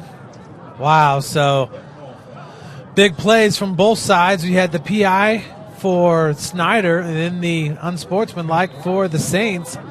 Nonetheless, though, the way Bishop Dwenger's rolling right now on first and goal from the 19, we'll see if they can get 6. Bodie Dickerson, and that's going to be Sam Campbell looking for the end zone, but he's got room to run. He's going to run it in for a 19-yard touchdown. Wow. Goodness sakes. Wow. What a stinking play call. I've never seen somebody call a play fake off the counter like that, and they did it down at the other end when they're at the other end down here, and flips it to the backside and gave him the option. He looked for the throw and then tucked it down and ran it to the house. How about Sam Campbell and the speed? 5'10", 165. Does he not get the corner, Jeff Mahoney? Woo, you talk about wheels. Wow, we've been waiting all season long to see if Dwenger would put it together, and tonight they have. Wow, unbelievable, man. Boy, Campbell was looking in the end zone. He saw all that open space to run and took off like a dart. Landis PAT is good. Wow, holy unbelievable. Smokes. You talk about putting together a game plan. Woo! Watch how fast he gets the corner on the traction AP replay. He thought about throwing it, but look how fast he gets down there. Woo! Look at that jump at the end. Wow! I see you, Sam Campbell. But you know what I love about this is Dwenger's getting all their weapons involved. I mean, somebody sat down out here and broke down some tape and made some adjustments. And really, over the years, Jeff, that's what Dwenger's been known for, is the coaching and the adjustments. But wow! What a different team, man. Yeah, and the Saints got all the juice now. Really, you feel like Snyder's just been deflated ever since they called that pass interference penalty back in the second quarter. And the Saints' defense has been all over this running game for the Panthers. They really haven't been stuffed all season long. they're in uncharted territory right now, and they are down by 16. Now you got to open up the offense and throw it, don't you, Jake? Man, you've got to get it going and stop taking away half the field for your quarterback and let them zip it down the field. The biggest difference I see with this Dwenger team tonight is they're playing selfless football. It's all those little underlying things that we can't catch up here all the time. There's selfless blocks on the screens. There's selfless lead blocking coming out of the backfield. They're playing fundamental football for each other, and they are dominating this football game. They really are. And here's your score updates. Eastside 21, Lures 3 in the second half. Leo 20, Northridge 13 in the second half. Jeff's Carroll 29-0 over Warsaw, and Norwell only 21-13 now. Peru's fighting back at Mississinawa 35-6 over Wayne. So Blanda's kick is going to land at the 8-yard line and go out of bounds. Snyder 1st and 10 from the 35-yard line. Now I leave Luke Halpert in the pocket, and I push the ball down the field. This is really important drive for Snyder, but how about Dwenger coming out at halftime, man, with the adjustments and being so physical? And you're right, man, I tell you, that linebacker core for Dwenger has really played well here in the second half too, Jake. Man, and sitting up here in the booth with the next Dwenger linebacker, I love seeing their body position. And, we're just teaching fundamentals down at youth, but that Z shape that you're looking for with the sunk butt, eyes up, their hands are up ready for battle. The linebacker position, their body position, and their read step, which is so important, and Jeff knows all about that. They are incredible to watch. And they're so good at outside backer with Carey and Groves, Jeff. Boy, Tag Gott just ties that game up at 20, man. Northridge and their quarterbacks, what's up with it? Handoff goes to Tyrese Brown, breaks through the line of scrimmage. A great job by Simcox coming in to fill. It's going to lessen the game to about 3 yards. And I don't like the play call because on first down, I want to help my quarterback out and throw the ball. You're down 28-12. I don't run the ball there on first down because on first down is the best opportunity of the downs to maybe surprise the defense with the pass, and it's taking too much time. You better hurry up. How about Ben Simcox there filling on that stop? Yeah, he's strong, man. One of those old school middle linebackers. 2nd down and 5 from their own 40-yard line. Hopper throws a dart, and it's picked out of the air by Jordan Lee. Man. Jordan Lee caught from behind, but will take it into the 33-yard line. How about Hopper on that one? Watch how he gets his shoulders around. And Dwenger's so lucky that Colin Vance runs Jordan Lee down from the backside. That's a tremendous effort play by Vance. Watch how fast Hopper gets rid of it. Check there. Look at that release. Boom. Sticks it on Lee. Watch Vance. Vance runs backside to make the tackle. 1st and 10 from the 34 as the handoff goes to Tyrese Brown, looking to break one, but gets tripped up down to the 23-yard line. It was right there for him, too. Cole Carey makes the tackle again. Dwenger saves themselves the shoestring tackle, or Tyrese motors to the end zone. How about Snyder's movement on offense now? You talk about tempo. They look good. 2nd down and inches. Once again to Tyrese Brown, patient with the blocking. And that time that was Cole Carey with the stop along with Adam Lee. That is some team tackling right there. He just met 3 dogs right in his face. I love those dogs, man. Golly. Watch Lee and Carey, man. Now you talk about getting after it, man. But on that play, Jeff, you're playing back on the Traction AP replay. I can't say enough about Vance making that tackle. Dwenger right now is hanging in there, just trying to make some tackles and make some play. Now Snyder's looking. They're looking over. They got trips to the left. Let's see what they come up here. It'd be 2nd down and about 6 as a swing pass goes out to Keydrell Billingsley, working off his blockers, looking for the edge, gets it, and is pushed out about the 3-yard line. Flag on the field. Now they're going to get a clip out there, a legal block out there by the wide receiver, aren't they, Jake? Man, is that what that's going to be? This is close. I like to see this again. Those blocks look pretty good. It's going to be the wide receiver. The wide receiver all the way out in the trips package is going to get hit with either a hold or a clip. Let's see it up top here. First block's good right there. I don't like that, man. They're called holding on that, Jeff. His hands are tucked inside. When the defender turned to run, he let go. I don't like that. That's a bad call. And see that right there? That's a bad call, man. That's a bad call, and that's a huge penalty. I'm upset if I'm Coach Titman on that one, guys. 2nd down and about 11 yards for the Snyder Panthers here from the Saints' 25-yard line. Hopper and play action, running out of the pocket, rolling to his right, looking downfield, has a man wide open. Lee Touchdown from 25 yards out. Jordan Lee, and what a way to just make yourself available. This is absolute slugfest. This is fantastic quarterback play. Halpert says to Dickerson, anything you can do, I can do better. Watch Halpert with his feet slide step in the pocket and find the open space in the pocket and drop a dime on Lee. I tell you what, this quarterback play in this game is so advanced. I see you, Luke Halpert. Now, how big is this two-point conversion, guys? Absolutely huge here with 9:48 left to play in this game. Pistol alignment with Tyrese Brown right behind the junior signal caller, and we got a timeout going to be called on the field. That's a good timeout by Dwenger, Jeff. Burn a timeout because this is so big. Now you got to look at their formation, burn a timeout, and come up with something here, Jake. Yeah, you're absolutely right, and we just preach special teams so much, and if you make those extra points, this is just a whole different scenario, and now you're forced to go for two twice. We're going to see what happens right here, but I feel like you want to show Tyrese Brown up the middle and then flip a quick pass outside. I would. Now watch Hopper right there. See that step in, Jeff? Now watch how he found the open space. Sets his feet. Look how he sticks it. That's fantastic quarterback play. I see you, Luke Hopper. That is fantastic. That play is blown up initially. He ducks in, and then he ducks out, creates the separation, and sticks it on Lee. Now you're right. I would fake it to Tyrese here and throw a pass. Now if I'm Dwenger here, I blitz my inside backers if I'm here and see if I can take that away. Let's see what Snyder does. You still have the edge, so now's the time to be aggressive. Wow, I'll tell you what, everybody thought, the Saints thought he was going to throw it to Kamari Juarez. Yeah. They came up on number 3, left Lee open there in the corner. So the two-point conversion from the left hash now as Tyrese Brown is offset right of Hopper. Man in motion is Kamari Juarez. Hopper going to run it to his right. He's got a run option. Wow, same guy. And finds Lee in the back of the end zone. That's huge. Hopper's thrown 3 touchdown passes. Now watch this one. This is quarterback play with the anticipation. I tell you what, we got to give Antoine a call. Get Antoine up here tonight. I tell you what, man. Watch how Hopper hits Lee, dragging the back of the end zone. We checked out the Traction AP replay. Watch the snap. Snap's not good. Hopper has to corral the snap. See how he sets his feet and he lets Lee run himself open.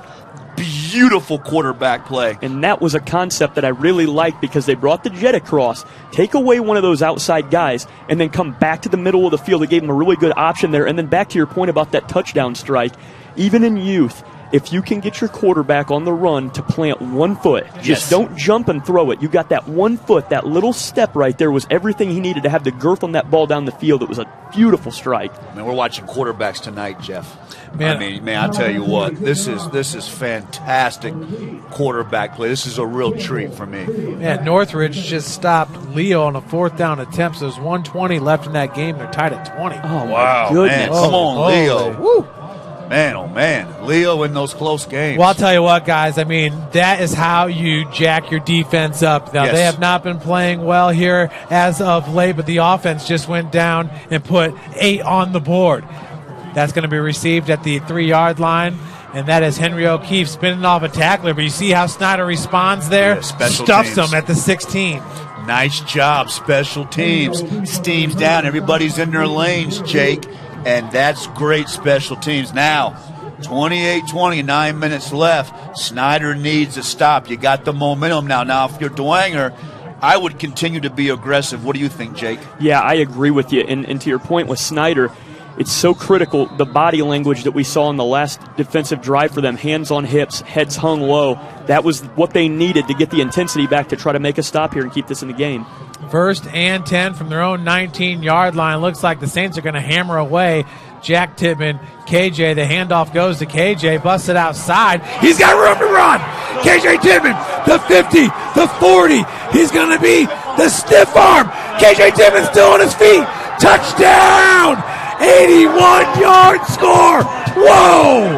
Wow! Is he That's a touchdown. That's wow, a TD. The sledgehammer. How about the stiff arm, Jeff Mahoney? Unbelievable. They run power football, get a kick out block, and KJ takes it to the house. Wow, that's a touchdown. That's the sledgehammer. And watch the blocking out there. If that was the wide receiver, watch the traction AP replay. Look at that block right there. Look at the wide receiver. Boom, there's the seam. I see you, KJ. Run, baby, run for the regionals, KJ. Look at that stiff arm. Woo, down the field he goes. Oh, my gosh. I tell you what, I was waiting for Warren Sapp to run off that sideline and go pick up A-Train Mike Allstott up the gut. That was top-notch running right there. I tell you, Jack Titman at that H-back and fullback position is just a totally different look with the offense. And we called it, Jeff. We wanted to see more Jack Titman, but boy, KJ, biggest run of the year, biggest touchdown of the year for the Saints. Woo! Guys, I don't want to jinx anything right there, but after the way that Snyder had to try to rally, you know, the wind is out of their sails. Oh, I mean, totally after that. I mean, to me, that's going to be what seals it. I know we've got 9:25 left. There's some game left, but that was what a run. That's Dwenger football, Jeff. When I think of Dwenger football, and I think of you guys over the years in Saints, that's what I think of. A great big H-back or fullback, ISO football to the left. The tailback bounces it out and takes it to the house. KJ Titman here. So impressed with the speed and the vision. I thought Dorian Rogers was going to be able to push him out of bounds. Wow, but KJ is just fight. not having it. The upper body strength of KJ Titman there, unreal. Can you play it one more time, guys? Now watch the point of attack. The defensive end, play it one more time. Wants nothing to do with Jack Titman. Watch him jump inside. You see that right there? It's all over.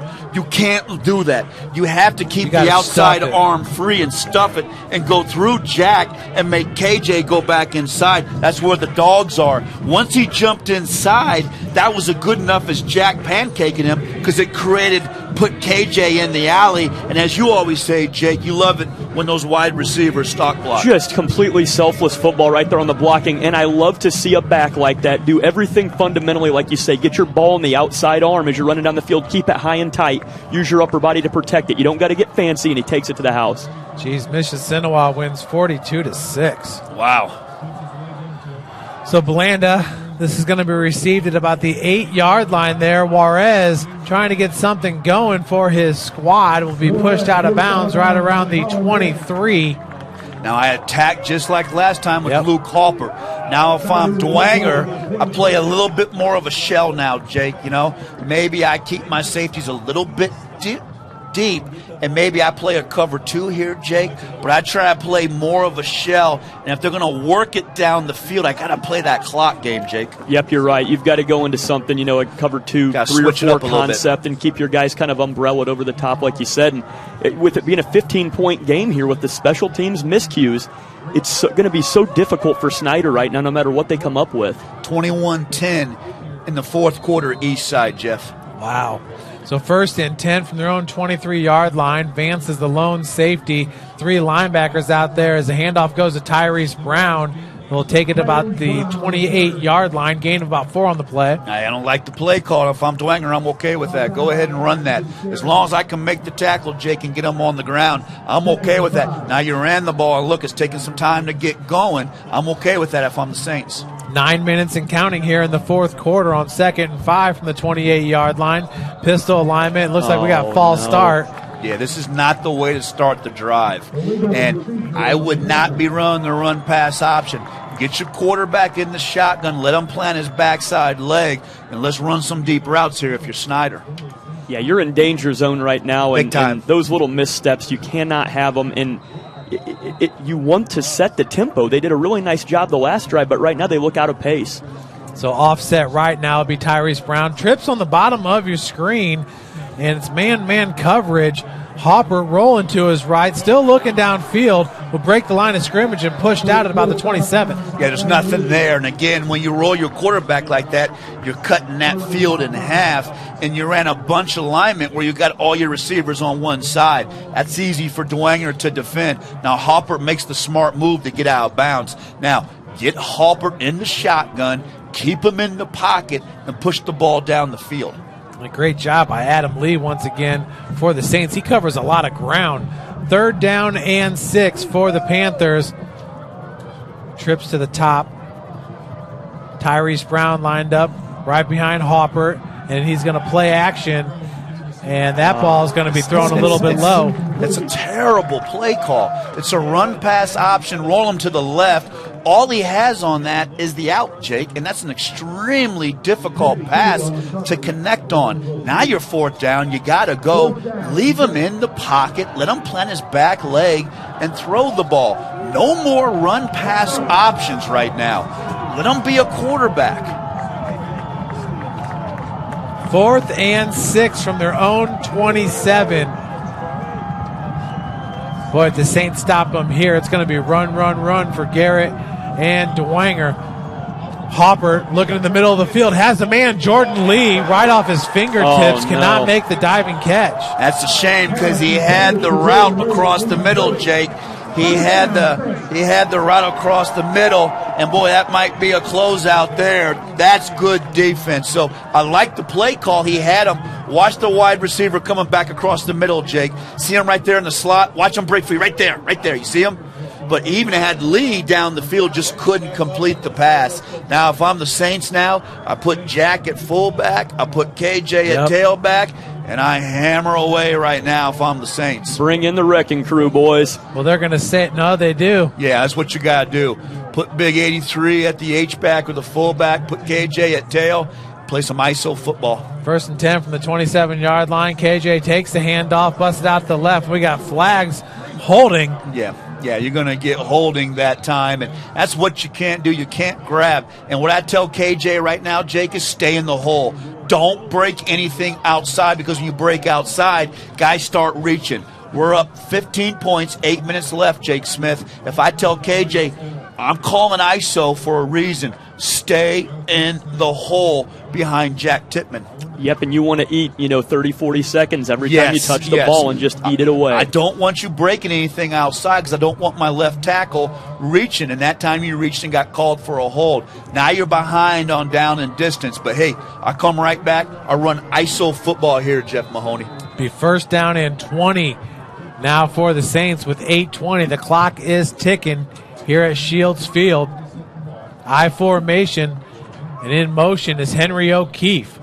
Dickerson play action, and it has a wide receiver screen. This is about the 3rd time this game they've hit Rocco Sioka. He stays in bound. That's what's most important. Yes, that was heads up by him to get down there. It's a nice job by Myatt, number 7 in white for Snyder, to fight off the block.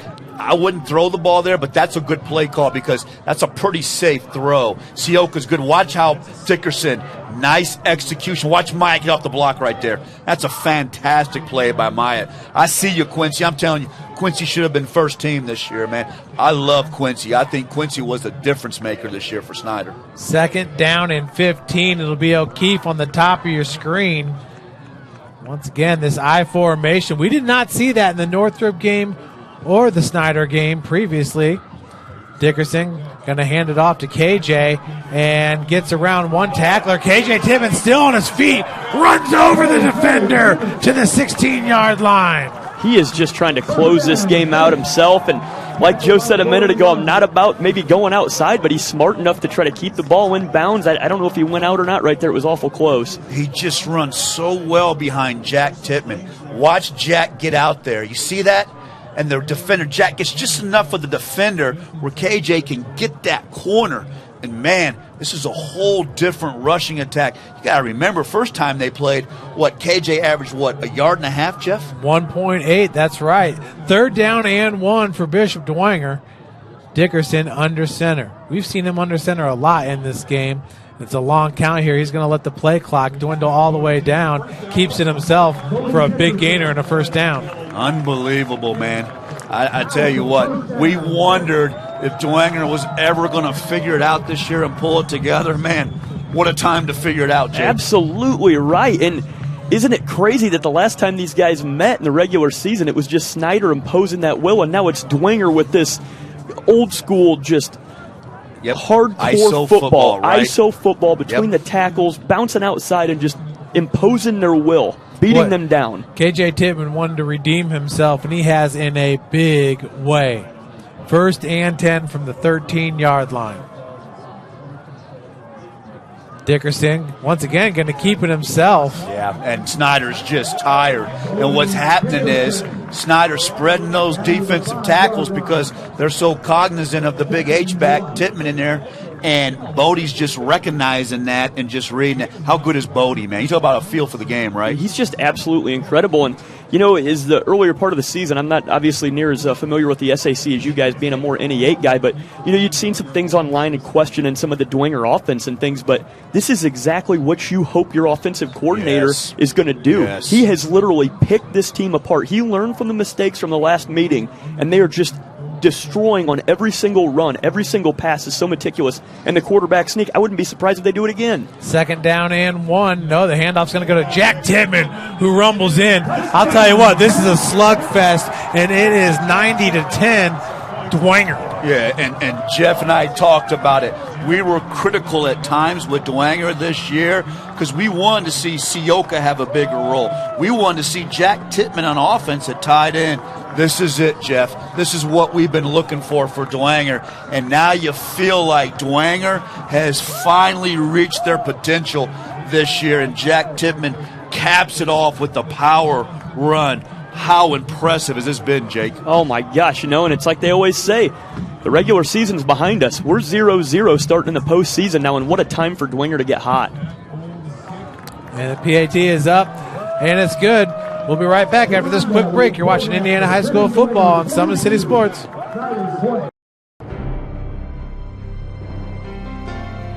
You're good at basement basketball.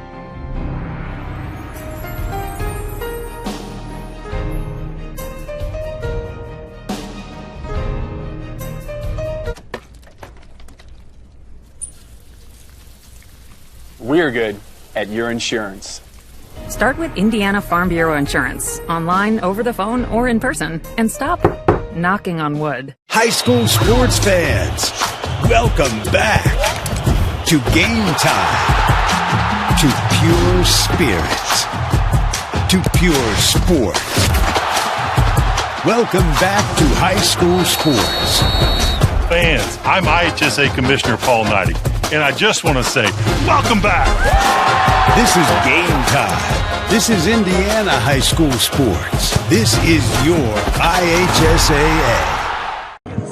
Welcome back, everybody. The boys are definitely back in town here at Bishop Dwenger's Shields Field. And, Joe, you were mentioning it, you know, all year long. We thought that, you know, Bodie Dickerson, every time we got to see him play, he was doing things with his arms. He was doing things with his feet. You've been screaming for Jack Titman to get involved with the offense.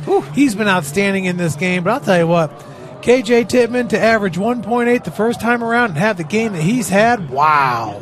You talk about just answering the call, you're right. And what I like about this is Dwenger now has an identity on offense, and you see all the weapons involved.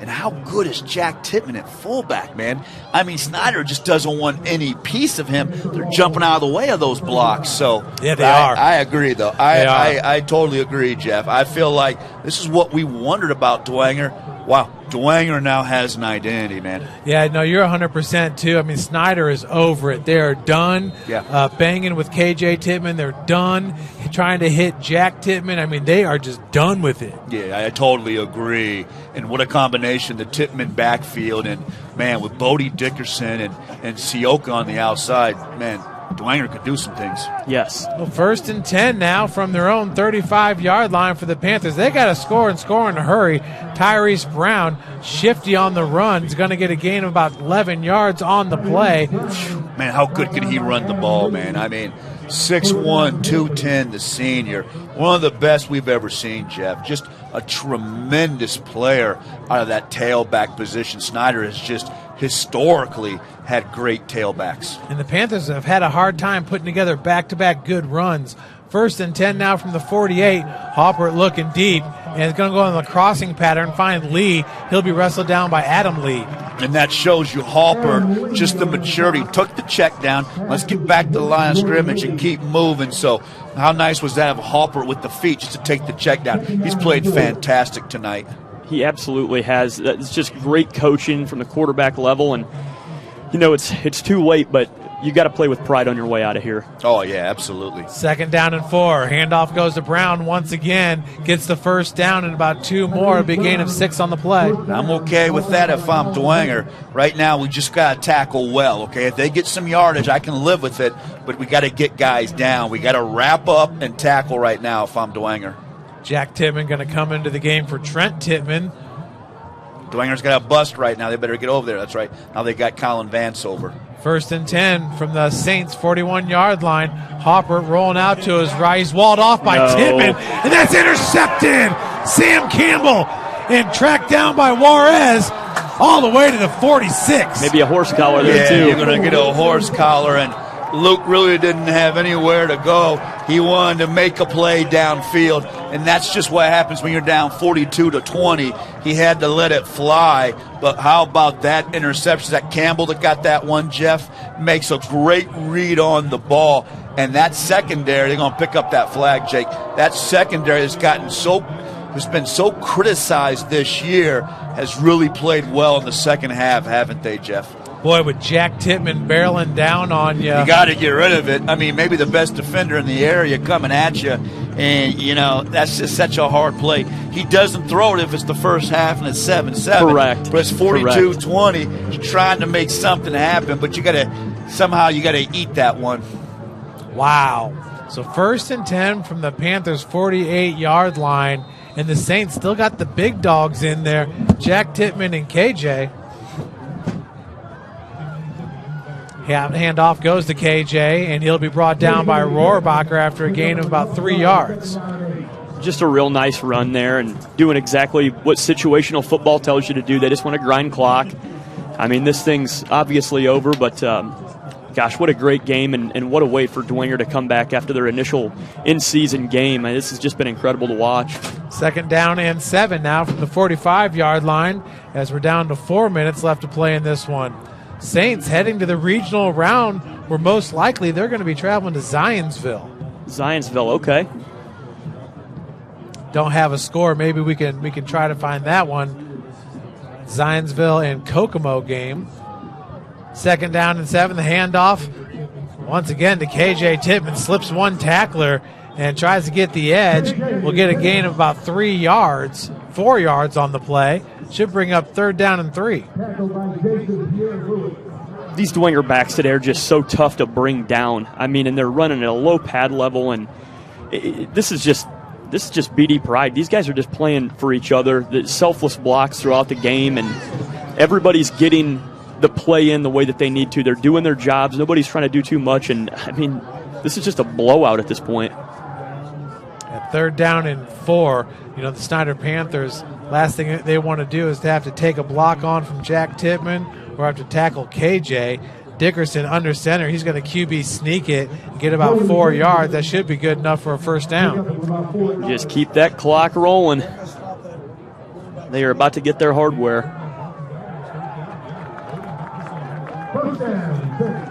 How about the Saints? Another sectional title under their belt. This one in convincing fashion. Being smart right now and just grinding every second off that clock. So if Zionsville were to win, then Dwenger would travel to Kokomo. If Zionsville wins, then it'll be Dwenger traveling to Zionsville. And it looks like Zionsville wins that game 42-17 over Kokomo. Yeah. So the Saints, once again, and look at Titman, still rattling off yards, staying in bounds. He's taken down by Santiago Ortiz.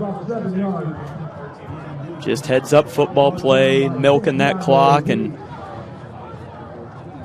counting down the seconds until they take this game. So back-to-back sectional titles here for the Saints.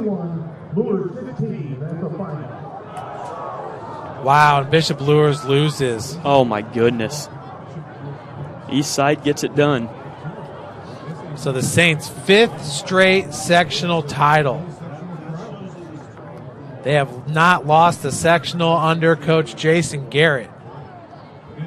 Wow, can you believe that? Lures dropping to east side. Wayne loses. Do we have an update on the Leo game? I'm looking for an update for Leo. Looks like Carroll handled their business. Wow, Northridge beats Leo. Oh, my goodness. 27-26. That's Saints, the only team in the area still alive. Unreal. Any given Sunday, or in this case, any given Friday night, I guess. Of course, last year, Dwenger went to Zionsville and lost 30-21 at the regional level. I'll tell you what, now with this new look Saints team, and they're going to be in a victory formation here as Dickerson kneels it. Folks, we got Joe Walburn heading down to get you guys some post-game reactions. We'll let the teams slap hands and hopefully get a few sound bites for you. Unreal, as the Saints are going to win it 42-20 over Snyder, and they will travel to take on Zionsville next week for a rematch against the Eagles. They're looking for a regional championship. And Jeff, how do you feel right now being a Dwenger linebacker? I mean, you've got to be super pumped right now. Oh, absolutely. I'll tell you what I'm most proud about is just how, you see all these guys put in a position to be successful. And I'm telling you, people were really down on the Saints, the alumni, not too happy there after those lopsided losses to Homestead and to Carroll. I mean, Homestead winning at 37-21, Carroll 42-23. That was back on September 10th and September 17th. But since then, this has been a totally different team, and we saw it in this first matchup between the Panthers and the Saints. Honestly, Dwenger right now is looking like the best team in the SAC, even though it didn't prove to be during the regular season. But, man, so many studs out there. Colin Vance, Sam Campbell, even what we saw from Adam Lee today, they just got players all over the place. Yeah, and you make a good point right there. You got 11 guys on the field. If you just do your 111th and do your job, everything's going to come to fruition for you, and it did for Bishop Dwenger. And what a great time to get hot, and nothing fixes any naysayers than a win, especially a signature win like this. So their 5th straight sectional championship, heading back to Zionsville for a rematch just outside of Indy. And wow, the only team in the area left. I think most people did say that Leo was going to be still alive and Lures was still going to be alive, but Dwenger would not be. Now Dwenger, it's going to be Dwenger and Carroll left in the area.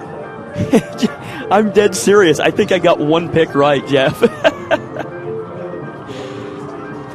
It is good to, I love Warsaw. I really do, but it's so nice to see Carroll be able to handle their business and play the way that they have.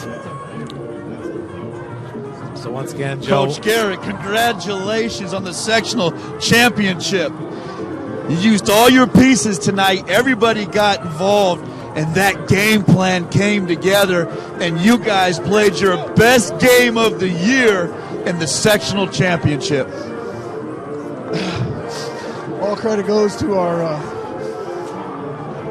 seniors, man. We've been taking it on the chin, in-house and out-of-house, and we've been waiting on this one. And we said physicality, execution, and turnovers. We won all 3 battles, and said we get a chance to sing if we do that. And they left it on the field, man. It's all. You never wavered, man. You never wavered. A difficult year, 5-4 out here. They're all after you, and you never wavered. And tonight, what a game plan. Talk about Jack Titman at fullback and how well your quarterback played in the pocket. But, Coach, you never wavered, and you got your guys involved. And I thought this was the best game of the year.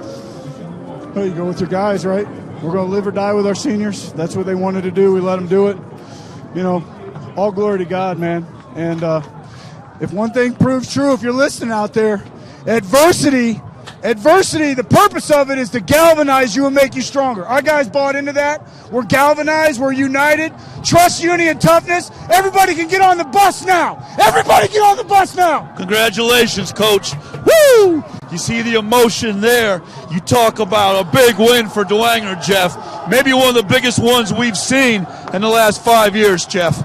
Oh, absolutely. And yeah, these guys, they did. They took it on the chin. Like I said earlier, Jake, people were not happy with this squad. They basically weren't up to the Dwenger standard, and now this is a dominating win, as dominant as we've seen from the Saints in a long time, against a really, really good Snyder football team that's co-conference champs. Now their Sectional 11 championship trophy is going to Bishop Dwenger, their 5th straight sectional title. I love what Coach had to say right there, man. That just makes me want to run through a brick wall. It's like you just trust your guys, and no matter what anybody says about you or your program or what's happening, you stick together and you grind and you fight, and look at them hoist up the trophy right now. Just everything coming to fruition. It's so cool to see. Absolutely. So a lot of celebration going on. I know Joe wants to talk with KJ Titman. Kind of hoping he gets to talk with somebody on defense as well for the Saints, because that defense was just nasty at times, was it not? I mean, Adam Lee flying around, just making plays. And I'll tell you what, Tyrese Brown, he has been almost impossible to start or stop all year long, and the Saints played him really well. Man, you totally nailed it on the head. Tyrese is definitely all-pro class, but Dwenger just rises to the occasion, and they just played so selfless and just fundamental football, situational football, all the things that we teach our kids down at youth. And look at it just come to fruition for them. They enjoyed that celebration so much because it was lockdown defensive football. It was smash-mouth offensive football, and their quarterback played like the pro that he is when he needed to, and just hats off to that entire team, top to bottom. Great play calling, phenomenal football game. And Bodie, Jeff, I'm down here with the Sledgehammer, KJ Titman and Jack Titman. KJ, first time you guys played, they held you to 1 yard per carry. That wasn't the case tonight. The Sledgehammer was in full effect tonight. Yeah, it's a team effort. Me and Jack just pounded it through all night. It was just getting positive yards. It wasn't meant to be a big play every time. It was just meant to get yards and just grind them out all night. How did it feel to have Big Jack lined up in front of you at fullback tonight when you guys lined up in that I formation and ran downhill on Snyder? Oh, I just stay on his back and make my cut. I know he's going to move the body that I need him to move. Congratulations, KJ. You're one of the area's best backs. I've enjoyed watching you play through your whole career. Congratulations, brother. Jack, we've been screaming for you on offense all season long. Jeff Mahoney and I. How did it feel out there? How did it feel to get out there at fullback? You got to watch the tape. Guys were jumping out of the way, and you were bringing it with the blocks. I mean, it felt great, just playing that part for my team, helping them to get this victory. It's not about me or KJ, it's about them. It was a team effort collectively, and, coaches put in the scheme this week, and we just went out and executed. And lastly, Jack, sectional championship. What's it like, man, to play for the Saints, to play with all your cousins, all your brothers, the whole Titman clan? What's it like to be Jack Titman right now? Man, I can't even describe it, man. You go out, you're going to play with your brothers, your cousins, your family members every week, and that's kind of what we preach here, We just want another week. It ain't about the hardware. It's about being with each other and, just doing anything to play with each other. That's all we do. Congratulations, Jack. We thought you were the area's best defender this year, but it was so good to see you at fullback tonight. Congratulations, Jack. Yep, absolutely. Congratulations. There you go, Jeff. An excited Coach Garrett, and you get a taste of a couple of Titmans. Yeah, absolutely. We appreciate that, Joe Walburn. I'll tell you, Jack Titman certainly was one of the best defensive players in the area, if not the best in the SAC. And wow, putting him on offense proved to be such a big difference maker. So I got to tell you, this is a team that can pound you, and that starts to hurt this time of year. Zionsville, we'll see what they can do next week. Looking for redemption. Once again, the Saints losing it last year, 30-21 at Zionsville, and this year the Eagles are going to come into the game, similar record, 7-6. Did you ever really think that just after the way this first meeting went down that you just expected Dwenger's brand of football is always physical, but the way that first game went down, did you expect Dwenger to just come in here and just put the physicality on the line, and they imposed their will. They beat them down physically on both sides of the ball. I mean, you definitely knew that they had it in them. Like I said, ever since Bodie Dickerson has taken over starting quarterback roles, and it happened in that Concordia game. Remember, Dwenger loses to Homestead, they lose to Carroll, then Dickerson starts in the Concordia game, and it's totally different. And to be honest with you, you had a little bit of a different feel for the offense in the Southside game when Dickerson got some time in there too. So it was just really rolling. And you got to remember, Bodie Dickerson's been with these guys now. This is his third year. He's a junior.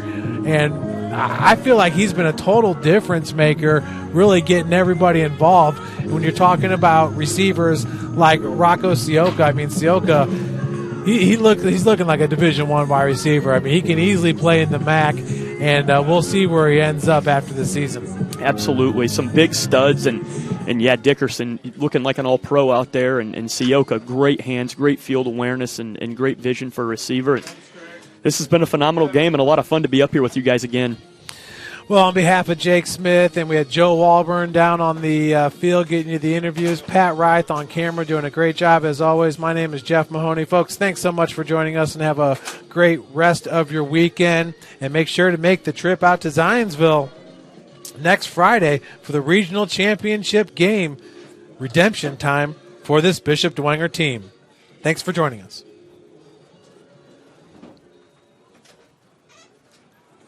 Welcome to the Summit City, home to the 260's dedicated high school athletes and fans.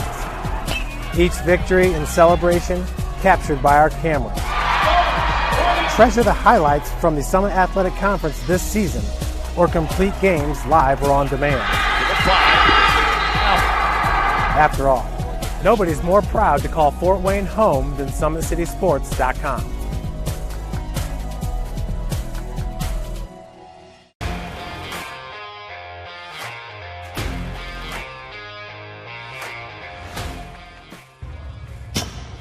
I like to stay active. I try to come in here at least 3 times a week and just get my 1-hour workout in. Since September, I think I've put on 22 pounds of muscle. I think my vertical has gone up plus 5 inches. I've gotten a lot faster since then too. I can hit the ball further. In football, I can push people around more. It's basketball easier too. Just being stronger just makes everything easier. Brandon started with Gym Rat's basketball training. After one of the sessions, he came up to me and he wanted to know if he could do more. So Brandon started the Edge program in November, in addition to the club training he was doing, because it offers personalized programming for his athletic goals. PSM Performance uses a long-term athletic development pyramid. At such a young age, it's really good for Brandon to set the foundation of athletic development. Since he is in season all year round, he has to be ready for all the physical demands. So he does a lot more strength training, just because in basketball he sprints and cuts a lot. In baseball he's doing a lot of sprinting. In football he does a lot of sprinting and jumping. So preparing him to withstand the physical demands of those games, he does a lot more strength training. I like all the lower body stuff the best. I do goblet squats, split squats, back squat, front squat, a lot of those. Tyler knows what's best for me. He always points me in the right direction. He just pushes me to go harder every day. I was once a Southside kid who was led on a journey by high school football. A journey that taught me discipline, toughness, and the skills that made me a success. As a businessman with a CPA license who owns his own firm, I still use the building blocks of high school sports in my everyday life. Someday sports will end no matter what level you reach, but you will be left with the skills to compete in the next game, the game of life. Thank you for watching Summit City Sports. To help broaden our coverage, we're asking you to become a monthly sponsor to our Patreon account. We produce weekly highlights and live video broadcasts. When the Homestead girls golf team won its first state title in program history, we were there. When Fort Wayne brought back 3 state titles in cross country, we were there. We believe in sharing positive stories and setting the standard for how high school sports should be covered. Join us and donate today. And that's where we started. So we started the foundation, building her base, and now we've got to basically the peak of our pyramid of things that we can do with her. So we didn't skip any levels. We did all the basics, and she got really, really good at them, and that's what's led her to become as great as she is at basketball and performance. I've watched her grow The confidence-wise, the strength-wise, the jumping ability, her footwork. It's really amazing to kind of watch for a girl her size, being 6'3", 6'4", to move like she can move and do the thing and be as agile as she is, along with the strength. Here at Always 100, we have different things that we provide each week with our elite training, working on things that can help them get a scholarship in the future if they don't have one right now. Watching skill development, helping kids get better, understanding what it takes to get to the next level. Catching and shooting, working on ball handling. In the last 5 years, we had over 200 kids that's able to play basketball at some places from the NAIA, Division III, Division II, or Division I level.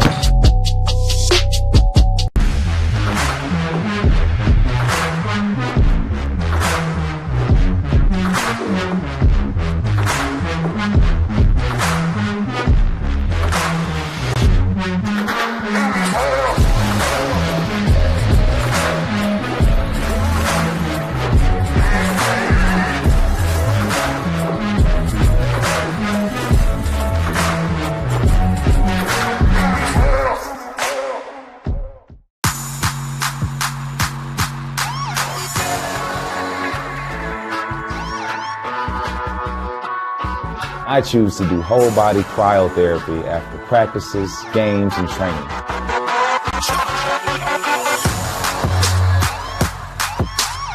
It reduces inflammation in my muscles and allows me to move more agile throughout my profession. I became a believer in iCryo after my severe injury in college at Notre Dame, tore my ACL, and I was looking for ways to recover, ways to get back on the field. So I'm thankful for iCryo.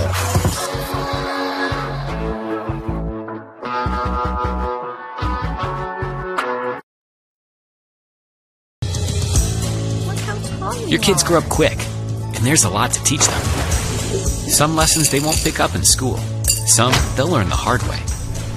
But when it's time to give them the keys to their finances, we'll be there to help with their first checking account and the tools they need to make sense of their money. And even though they're off on their own, you'll be able to check in to see how they're doing. Raising your children is important, and teaching them about money is a big deal. So ProFed makes it easy. Federally insured by the NCUA, Equal Housing Lender.